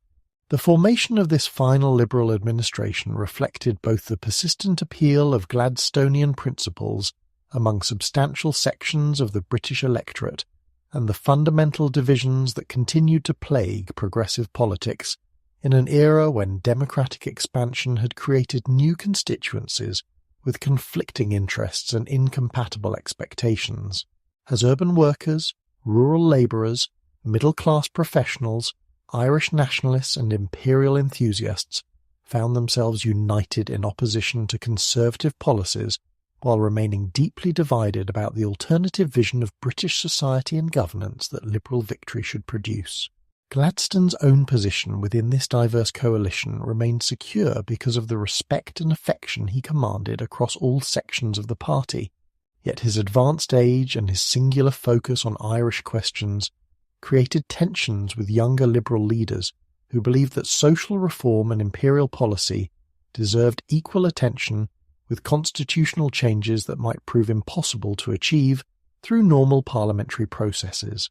The Second Home Rule Bill, introduced in February 1893 after months of careful preparation and tactical planning, represented both the culmination of Gladstone's political philosophy and his acknowledgement that previous failures had demonstrated the need for more comprehensive and carefully crafted proposals that would address the practical objections and constitutional concerns that had contributed to the defeat of his earlier initiative. The measure proposed to establish an Irish Parliament with authority over domestic legislation and administration, while maintaining Irish representation at Westminster for imperial and foreign affairs, creating a federal arrangement that would preserve essential unity while acknowledging the legitimate aspirations of Irish nationalism that decades of coercive policies and administrative neglect had failed to satisfy or suppress. The prolonged parliamentary debates that accompanied consideration of this legislation revealed both the intellectual sophistication and the emotional intensity that characterised late Victorian political discourse, as speakers on both sides marshalled constitutional precedents, historical analogies, and practical arguments while appealing to fundamental principles of democracy, imperial unity, and national identity that transcended immediate questions of administrative efficiency or electoral advantage.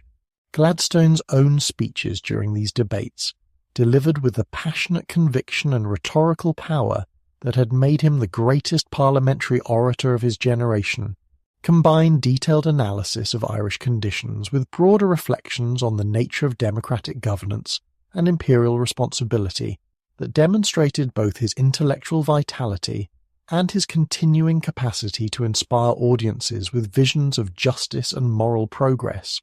The bill's passage through the House of Commons by a majority of 34 votes, achieved after 82 days of debate and numerous divisions on amendments and procedural questions, represented a remarkable testimony to Gladstone's leadership and the discipline of his supporters. Yet even this hard-won victory was overshadowed by the certain knowledge that the House of Lords would reject any measure that threatened to weaken the constitutional union that Conservative peers regarded as fundamental to British greatness and imperial stability. The Lords' decisive rejection of the bill by 419 votes to 41 in September 1893 marked not merely the defeat of a particular legislative proposal, but the effective end of Gladstone's long crusade for Irish self-government, while demonstrating the constitutional crisis that would inevitably arise whenever democratic majorities in the Commons confronted aristocratic opposition in the upper house. The restraint that Gladstone showed in accepting this defeat without attempting to precipitate a broader constitutional confrontation reflected both his respect for established parliamentary procedures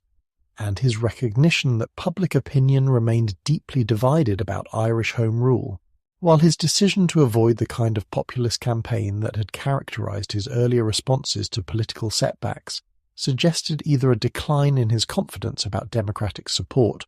or a growing weariness with the endless struggle against entrenched interests and institutional resistance that had marked his entire career.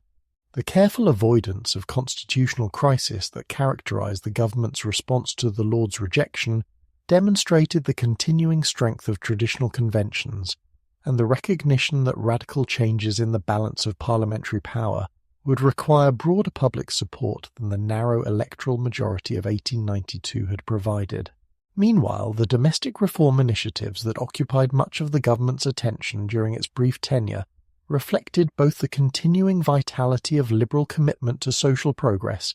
and the practical limitations that constrained even well-intentioned governments when they attempted to address complex problems of industrial society,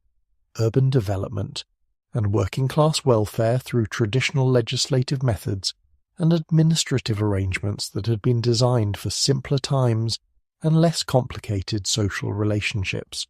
The Factory and Workshop Act of 1893 extended protective legislation to additional categories of workers while strengthening inspection and enforcement mechanisms. Yet the difficulties of implementing these measures in rapidly changing industrial conditions demonstrated the persistent gap between legislative intentions and administrative realities that had frustrated social reformers throughout the Victorian period. The Local Government Act of 1894, which established elected parish councils and urban district councils with authority over local services and development planning, represented perhaps the most significant achievement of Gladstone's final ministry in extending democratic participation to the grassroots level of British political life, creating institutions that would provide ordinary citizens with direct experience of governmental responsibility, while addressing practical problems of sanitation, education, and social welfare that affected their daily lives more immediately than the great questions of imperial policy and constitutional reform that dominated parliamentary debates. These reforms, though they seemed modest in comparison with the dramatic constitutional changes that Gladstone had hoped to achieve, reflected the continuing evolution of British democratic institutions and the recognition that effective governance required active participation by informed citizens at every level of society. The public health initiatives that accompanied these administrative changes demonstrated both the growing scientific understanding of disease prevention and social medicine, and the practical recognition that governmental intervention was essential to address problems that private charity and individual initiative had proven incapable of solving effectively, as local authorities received new powers and resources to improve sanitation,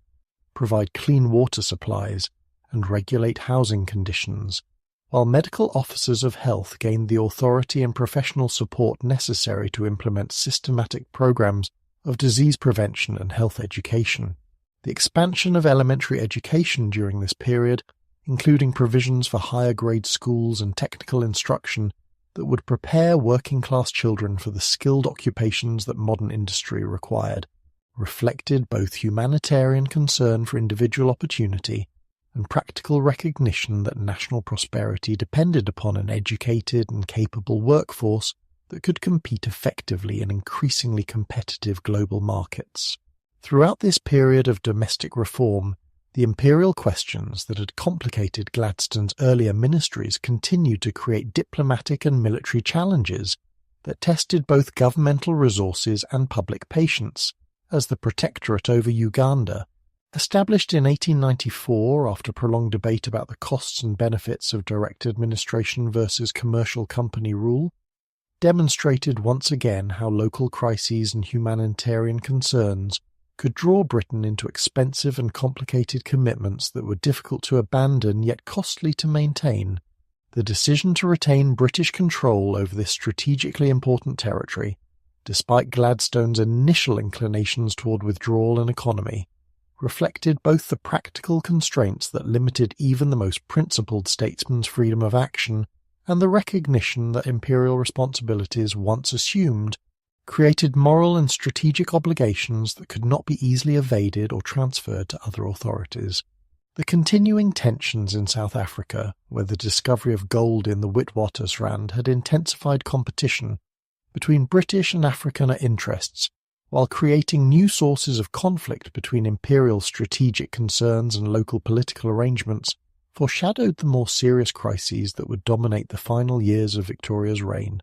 while the ongoing debates about Indian frontier policy demonstrated the persistent challenges of governing diverse populations across vast distances with limited military resources and inadequate knowledge of local conditions and cultural sensitivities.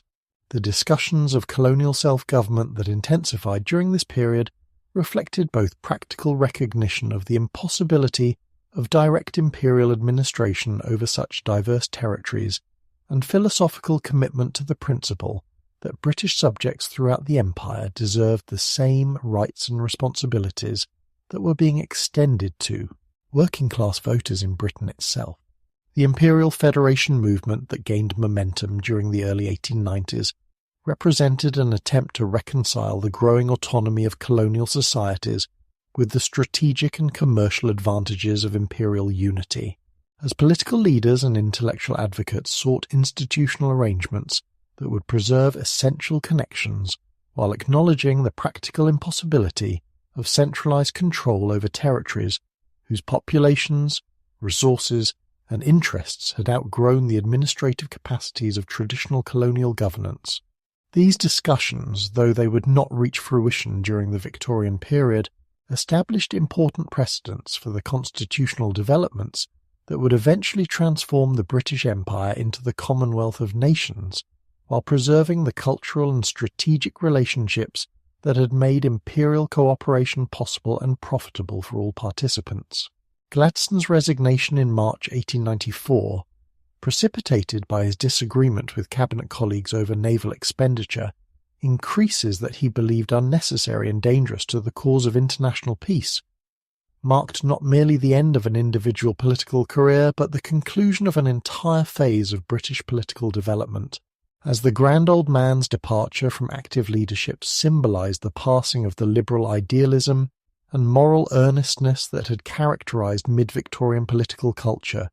while creating opportunities for younger leaders with different priorities and methods to shape the final phase of the Victorian era. His succession by Lord Rosebery, whose enthusiasm for imperial expansion and military preparedness reflected the changing priorities of fin de siècle Britain,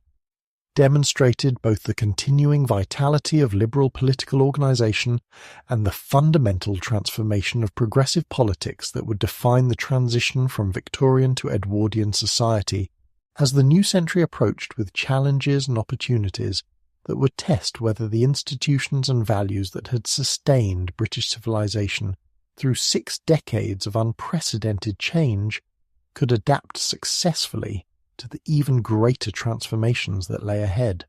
Those greater transformations announced themselves with remarkable clarity in the return of Lord Salisbury to power following the Conservative electoral triumph of 1895,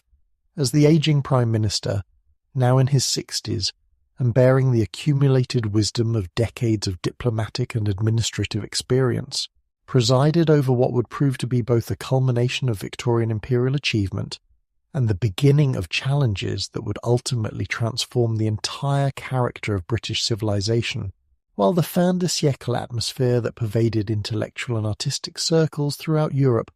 found its expression in Britain through a complex mixture of confident imperialism and underlying anxiety about the sustainability of the social and political arrangements that had sustained unprecedented prosperity and global dominance throughout the preceding 6 decades. The electoral success that restored Conservative hegemony reflected not merely the temporary unpopularity of liberal policies, but a deeper shift in public opinion toward leaders who promised stability, continuity and resistance to the rapid changes that had begun to threaten traditional institutions and established social relationships, as middle-class voters increasingly valued order and imperial prestige above the democratic reforms and social experiments that had characterized earlier phases of Victorian political development. Salisbury's political philosophy during this final phase of his career reflected both his long experience of governmental responsibility and his growing pessimism about the capacity of democratic institutions to address the complex problems of modern industrial society, as he sought to preserve what he regarded as the essential features of British constitutional government, while resisting pressures for further democratic expansion that might undermine the delicate balance between popular participation and effective administration that had enabled Britain to avoid the revolutionary upheavals and authoritarian responses that had characterized continental European political development during the turbulent final decades of the 19th century, while the fin de siècle atmosphere that pervaded intellectual and artistic circles throughout Europe found its expression in Britain through a complex mixture of confident imperialism and underlying anxiety about the sustainability of the social and political arrangements that had sustained unprecedented prosperity and global dominance throughout the preceding 6 decades. The electoral success that restored Conservative hegemony reflected not merely the temporary unpopularity of liberal policies, but a deeper shift in public opinion toward leaders who promised stability, continuity and resistance to the rapid changes that had begun to threaten traditional institutions and established social relationships, as middle-class voters increasingly valued order and imperial prestige above the democratic reforms and social experiments that had characterized earlier phases of Victorian political development. Salisbury's political philosophy during this final phase of his career reflected both his long experience of governmental responsibility and his growing pessimism about the capacity of democratic institutions to address the complex problems of modern industrial society, as he sought to preserve what he regarded as the essential features of British constitutional government, while resisting pressures for further democratic expansion that might undermine the delicate balance between popular participation and effective administration that had enabled Britain to avoid the revolutionary upheavals and authoritarian responses that had characterized continental European political development during the turbulent final decades of the 19th century. His resistance to proposals for further electoral reform, women's suffrage, and radical restructuring of local government arrangements reflected not mere reactionary conservatism, but thoughtful concern about the unintended consequences of well-intentioned changes that might destroy institutions and conventions that had evolved gradually over centuries of constitutional development. The imperial policy that reached its climax during Salisbury's final ministry represented both the logical culmination of decades of expansion and consolidation, and Britain's response to intensified international competition that had made unilateral action increasingly difficult and expensive as other European powers, particularly Germany and France, challenged British commercial and strategic dominance, while new technologies of transportation, communication, and military equipment reduced the natural advantages that had previously enabled relatively small British forces to control vast territories and diverse populations throughout Africa, Asia, and the Pacific. The completion of the partition of Africa during the 1890s, achieved through a combination of diplomatic negotiation, commercial penetration, and military conquest, demonstrated both Britain's continuing capacity for imperial expansion and the recognition that future growth would require greater coordination with other powers and more systematic attention to the costs and benefits of territorial acquisition. The Jameson Raid of December 1895, that extraordinary and ultimately disastrous attempt by Cecil Rhodes's associates to precipitate a British intervention in the Transvaal Republic through a poorly planned invasion that collapsed within days of its inception, marked both the height of imperial overconfidence and the beginning of a crisis in South African affairs that would ultimately test British military capabilities and imperial resolve more severely than any challenge since the Indian Rebellion of 1857. The raid's failure, combined with the international condemnation it provoked and the domestic political embarrassment it created for the Conservative government, demonstrated both the limitations of unofficial imperialism and the dangers of allowing commercial interests and individual ambitions to determine policy in regions where British strategic interests required careful diplomatic management and systematic political planning rather than adventurous schemes and private military expeditions. The Second Boer War, which erupted in October 1899 following months of escalating tension over political rights for British residents in the Transvaal and Orange Free State, represented the most serious military challenge that Britain had faced since the Crimean conflict, as Afrikaner forces equipped with modern weapons and supported by sympathetic populations demonstrated that indigenous resistance could still inflict serious defeats upon imperial armies that had grown accustomed to easy victories over technologically inferior opponents. The early disasters of Black Week in December 1899, when British forces suffered 3 major defeats within 7 days, shocked a nation that had assumed its military superiority was unquestionable, while demonstrating that the administrative and logistical systems that had been adequate for colonial policing operations required fundamental reform to meet the demands of modern warfare against determined and well-equipped adversaries. The imperial overstretch that became apparent during the South African conflict reflected broader problems of strategic planning and resource allocation that had developed throughout decades of territorial expansion, as Britain found itself committed to defending vast territories and diverse populations with military forces that had been designed for different purposes and different types of conflict, while the financial costs of maintaining large armies in distant theatres of operation strained governmental budgets and raised questions about the economic benefits of imperial possession that had previously been taken for granted. The recognition that military reform was essential to maintain imperial security led to comprehensive reorganization of army administration, training, and equipment that would continue throughout the Edwardian period, while the diplomatic isolation that Britain experienced during the South African conflict encouraged new approaches to international relations that would eventually result in the alliance system that would define early 20th century European politics. Meanwhile, the social and cultural transformations that had been developing throughout the Victorian period reached a new intensity during the final decade of the 19th century, as the emergence of the new woman challenged traditional assumptions about gender roles and domestic relationships, while creating new opportunities for female participation in professional artistic, and political activities that had previously been exclusively masculine preserves.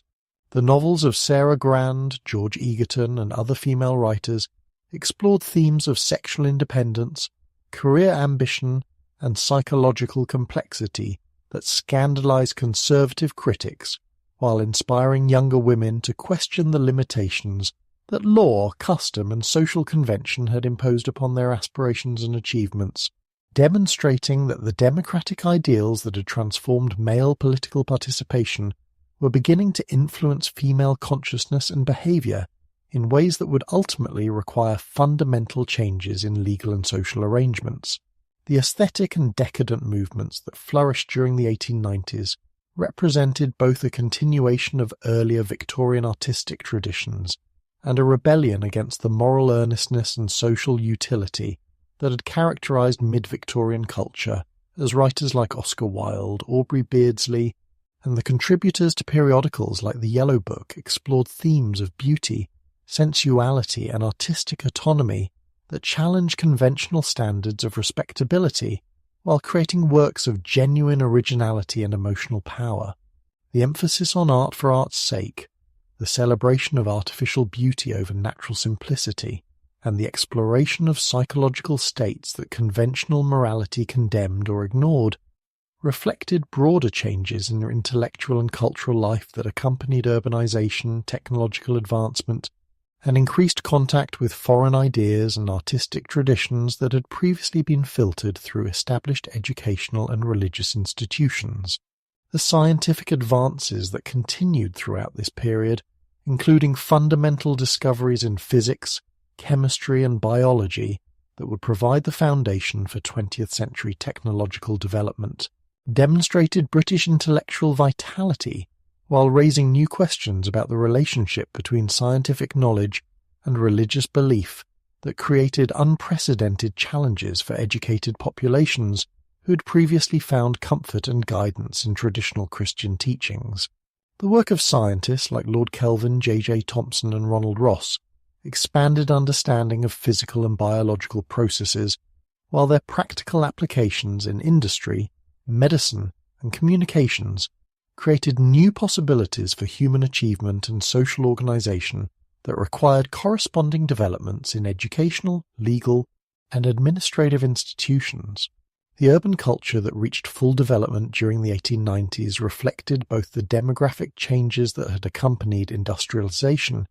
and the new forms of entertainment and consumption that became possible as transportation improvements, technological innovations, and increased leisure time created mass markets for commercial amusement and cultural products. The music halls, department stores, and popular newspapers that flourished during this period provided ordinary citizens with access to entertainment, goods, and information that had previously been available only to social elites, while creating new forms of shared cultural experience that transcended traditional class boundaries and regional differences, yet also generating concerns about the standardization and commercialization of culture that might threaten the diversity and authenticity that had characterized earlier forms of popular expression. The consumer society that emerged during the final Victorian decade reflected both the material prosperity that had accumulated through decades of industrial growth and the development of new marketing techniques, retail arrangements, and credit mechanisms that made a wider range of goods and services accessible to middle-class and working-class families whose incomes had increased substantially since the early years of Victoria's reign. The proliferation of brand names, advertising campaigns, and installment purchase plans demonstrated the sophisticated understanding of consumer psychology that had developed among merchants and manufacturers, while the growth of suburban shopping districts and the establishment of department stores in provincial cities created new patterns of social interaction and economic activity that would influence British society well into the 20th century. The economic modernization that accelerated during the 1890s reflected both the continuing evolution of British industry and the challenges posed by international competition as technological advances in steel production, chemical manufacturing, and electrical equipment created new opportunities for industrial development, while requiring substantial investment in plant and equipment that many established firms found difficult to finance. The growth of joint stock companies, professional management systems, and international trading arrangements demonstrated British business adaptability, while the expansion of banking and insurance services reflected the increasing complexity of economic relationships in an age of global commerce and rapid technological change. Yet the relative decline of British industrial supremacy compared to German and American competitors suggested that future prosperity would require continued innovation and more systematic attention to education, research, and technological development. The consolidation of the labour movement during this period, including the formation of the Labour Representation Committee in 1900, marked the beginning of independent working-class political organisation that would fundamentally alter British party politics during the 20th century, as trade union leaders recognised that their economic objectives required direct parliamentary representation rather than continued dependence upon liberal politicians who might support labour interests when convenient, but could not be relied upon to prioritise working-class concerns above middle-class preferences and business interests. The growth of socialist ideas among industrial workers, the expansion of cooperative societies and mutual benefit organisations, and the increasing sophistication of strike tactics and collective bargaining procedures demonstrated that organised labour had become a permanent and influential force in British society that traditional political arrangements would need to accommodate through institutional changes and policy adaptations. The transformation of agriculture and the continuation of rural-urban migration patterns that had characterised earlier Victorian decades reached new intensity during the 1890s, as improved transportation systems, mechanised farming techniques, and international competition from American and colonial producers created conditions that made traditional farming practices increasingly uneconomical, while encouraging further concentration of land ownership and more scientific approaches to agricultural production. The decline of agricultural employment and the growth of industrial and service occupations reflected broader economic changes that were creating new forms of social organisation and class relationships, while the expansion of educational opportunities and professional training programs provided mechanisms for social mobility that enabled talented individuals to escape the limitations of their birth circumstances through merit and achievement rather than inherited wealth or social connections. The completion of the transportation revolution through the expansion of railway networks, the improvement of road systems, and the beginning of experiments with automobile technology created unprecedented mobility for both people and goods, while facilitating the development of national markets and more efficient distribution systems that reduced regional price differences and enabled producers to reach customers throughout Britain and indeed throughout the Empire. The establishment of standardized postal services, telegraph networks, and telephone systems created new possibilities for communication and coordination that transformed business practices, governmental administration, and social relationships in ways that contemporaries were only beginning to understand. While the development of electric lighting, improved sanitation systems, and more sophisticated urban planning created living conditions in British cities that represented dramatic improvements over the industrial squalor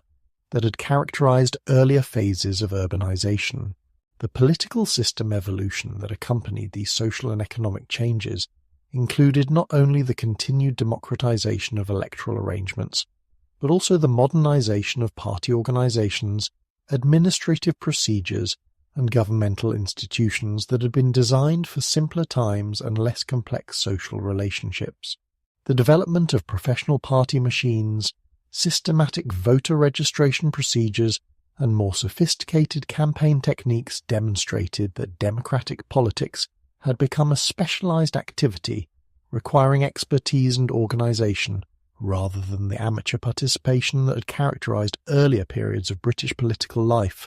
while the expansion of civil service employment and the establishment of merit-based appointment systems created career opportunities for educated middle-class men and women, while ensuring that governmental administration would maintain professional standards regardless of changes in political leadership. The constitutional conventions that had developed throughout the Victorian period reached their mature form during the 1890s, as the relationships between monarchy, parliament, and democratic electorate achieved a stability and predictability that provided effective governance while preserving essential continuities with historical traditions and established institutions. The role of the monarchy as a symbol of national unity and imperial authority, combined with the practical reality of parliamentary supremacy and democratic accountability, created a system of constitutional government that avoided both the authoritarianism and the instability that had characterized many continental European political systems, while providing mechanisms for peaceful change and adaptation that would enable British institutions to survive the unprecedented challenges of the 20th century. Victoria's Diamond Jubilee celebration in 1897 represented both the climax of Victorian imperial confidence and a conscious effort to demonstrate the unity and permanence of the British Empire to audiences throughout the world, as representatives from every colonial territory participated in ceremonies that combined ancient traditions with contemporary innovations while showcasing the diversity and loyalty of populations that had accepted British rule and embraced British institutions throughout 6 continents. The elaborate processions, religious services and cultural exhibitions that accompanied the Jubilee festivities created a spectacle of imperial grandeur that impressed foreign observers while providing British audiences with tangible evidence of their nation's global significance and continuing capacity for expansion and development. Yet the very magnificence of these celebrations also reflected an underlying anxiety about the permanence of achievements that had required constant vigilance and systematic effort to create and maintain. The Queen's final years, marked by declining health and increasing dependence upon advisers and family members who had grown up during the later phases of her reign, symbolised both the remarkable stability that had characterised British political development during the Victorian era and the inevitable passage of time that would require new leadership and new approaches to address challenges that differed fundamentally from those that had confronted earlier generations. Her relationships with royal families throughout Europe, established through decades of carefully arranged marriages and diplomatic correspondence, had created personal connections that facilitated international cooperation while demonstrating the continuing importance of monarchical institutions in an age of democratic government and nationalist sentiment. Yet these very relationships would also contribute to the international tensions and alliance systems that would ultimately lead to the unprecedented conflicts of the 20th century. Victoria's death at Osborne House on January 22, 1901, marks not merely the end of an extraordinary individual life, but the conclusion of an entire epoch in British and indeed world history, as the woman who had given her name to an age that had witnessed humanity's transition from agricultural to industrial society, from local to global consciousness, from traditional to modern forms of social and political organization, left behind a civilization that had been transformed beyond recognition during her 63 years of rule, creating foundations for continued development, while bequeathing challenges and opportunities that would test whether the institutions and values that had sustained Victorian achievement could adapt successfully to the even greater changes that the new century would certainly bring.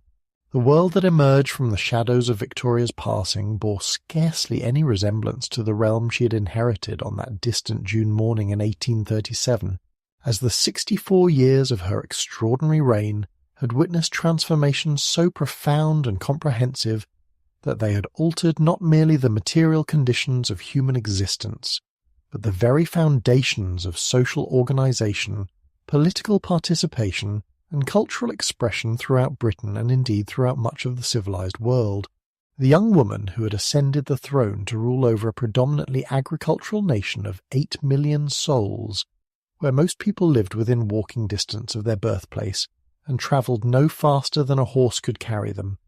had presided over the creation of an industrial empire of 41 million citizens connected by railways and telegraphs, governed by democratic institutions and linked to colonial territories that encompassed nearly a quarter of the Earth's surface and population, demonstrating both the extraordinary pace of Victorian change and the remarkable adaptability of British institutions that had evolved gradually to accommodate revolutionary developments without sacrificing essential continuities with historical traditions and established values.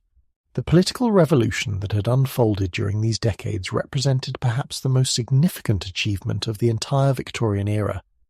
as the limited oligarchy that had governed Britain since the 18th century had been transformed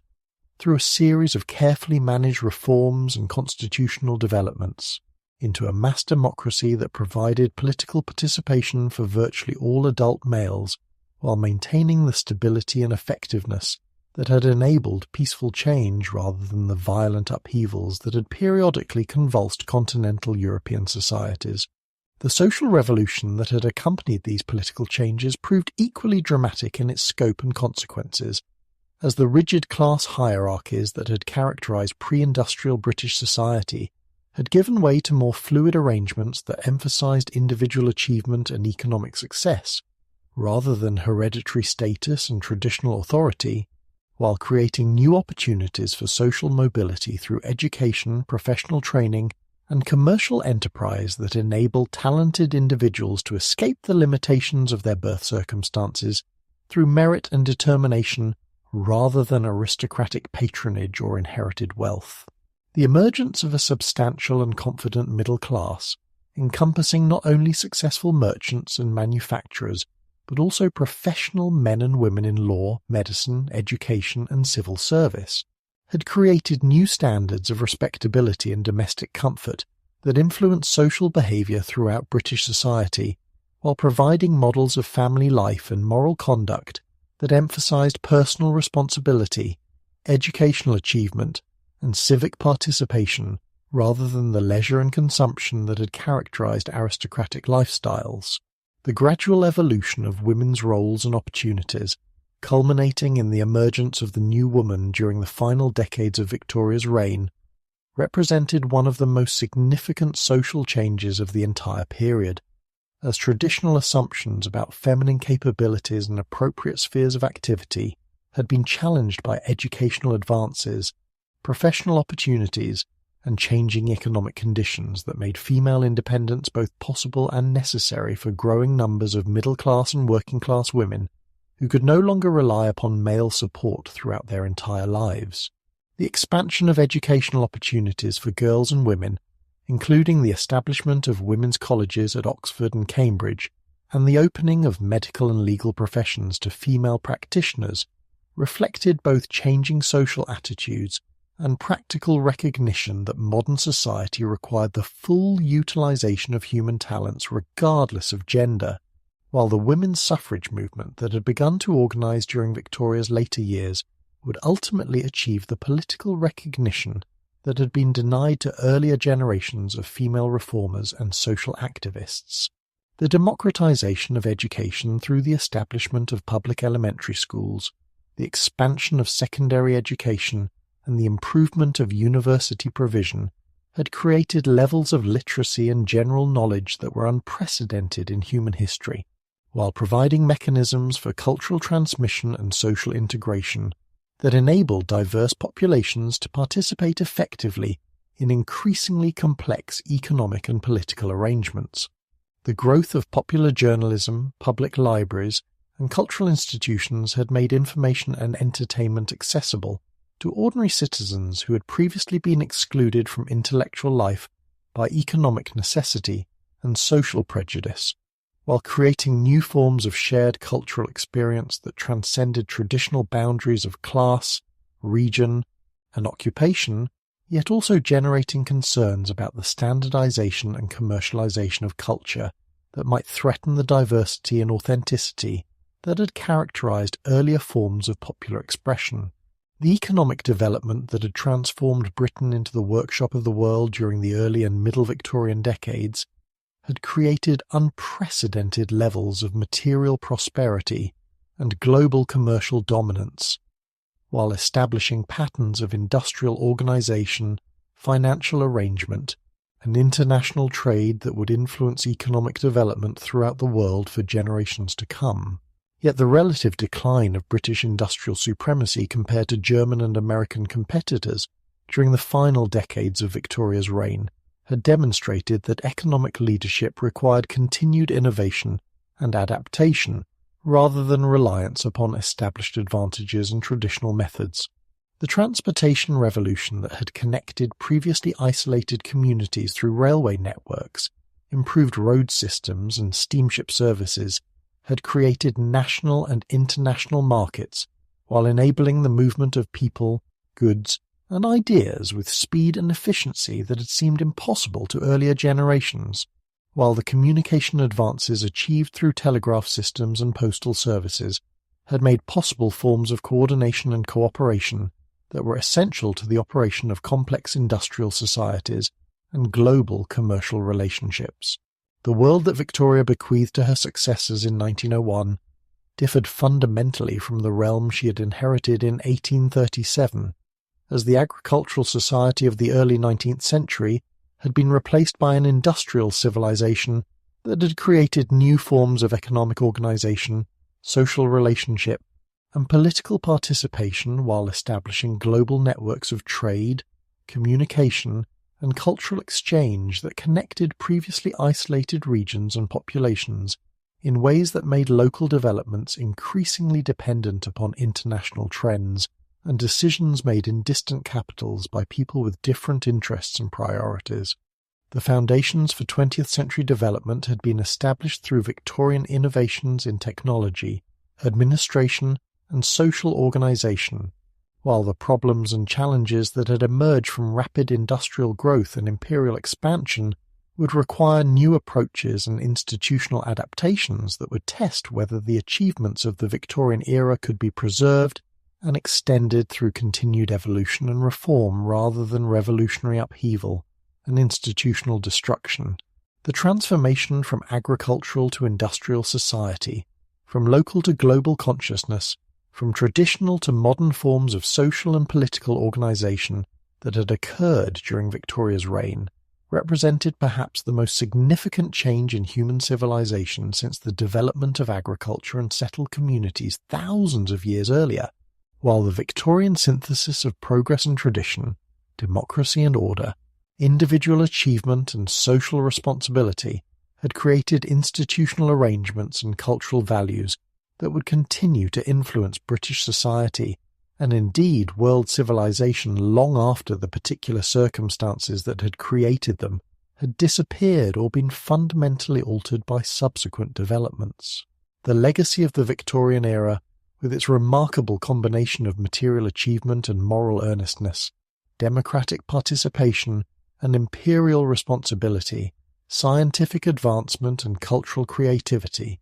would provide both inspiration and challenge for future generations who would need to address new problems and opportunities while preserving the essential human values and institutional wisdom that had enabled one small island nation to transform not only itself but much of the entire world during 64 extraordinary years of unprecedented change and achievement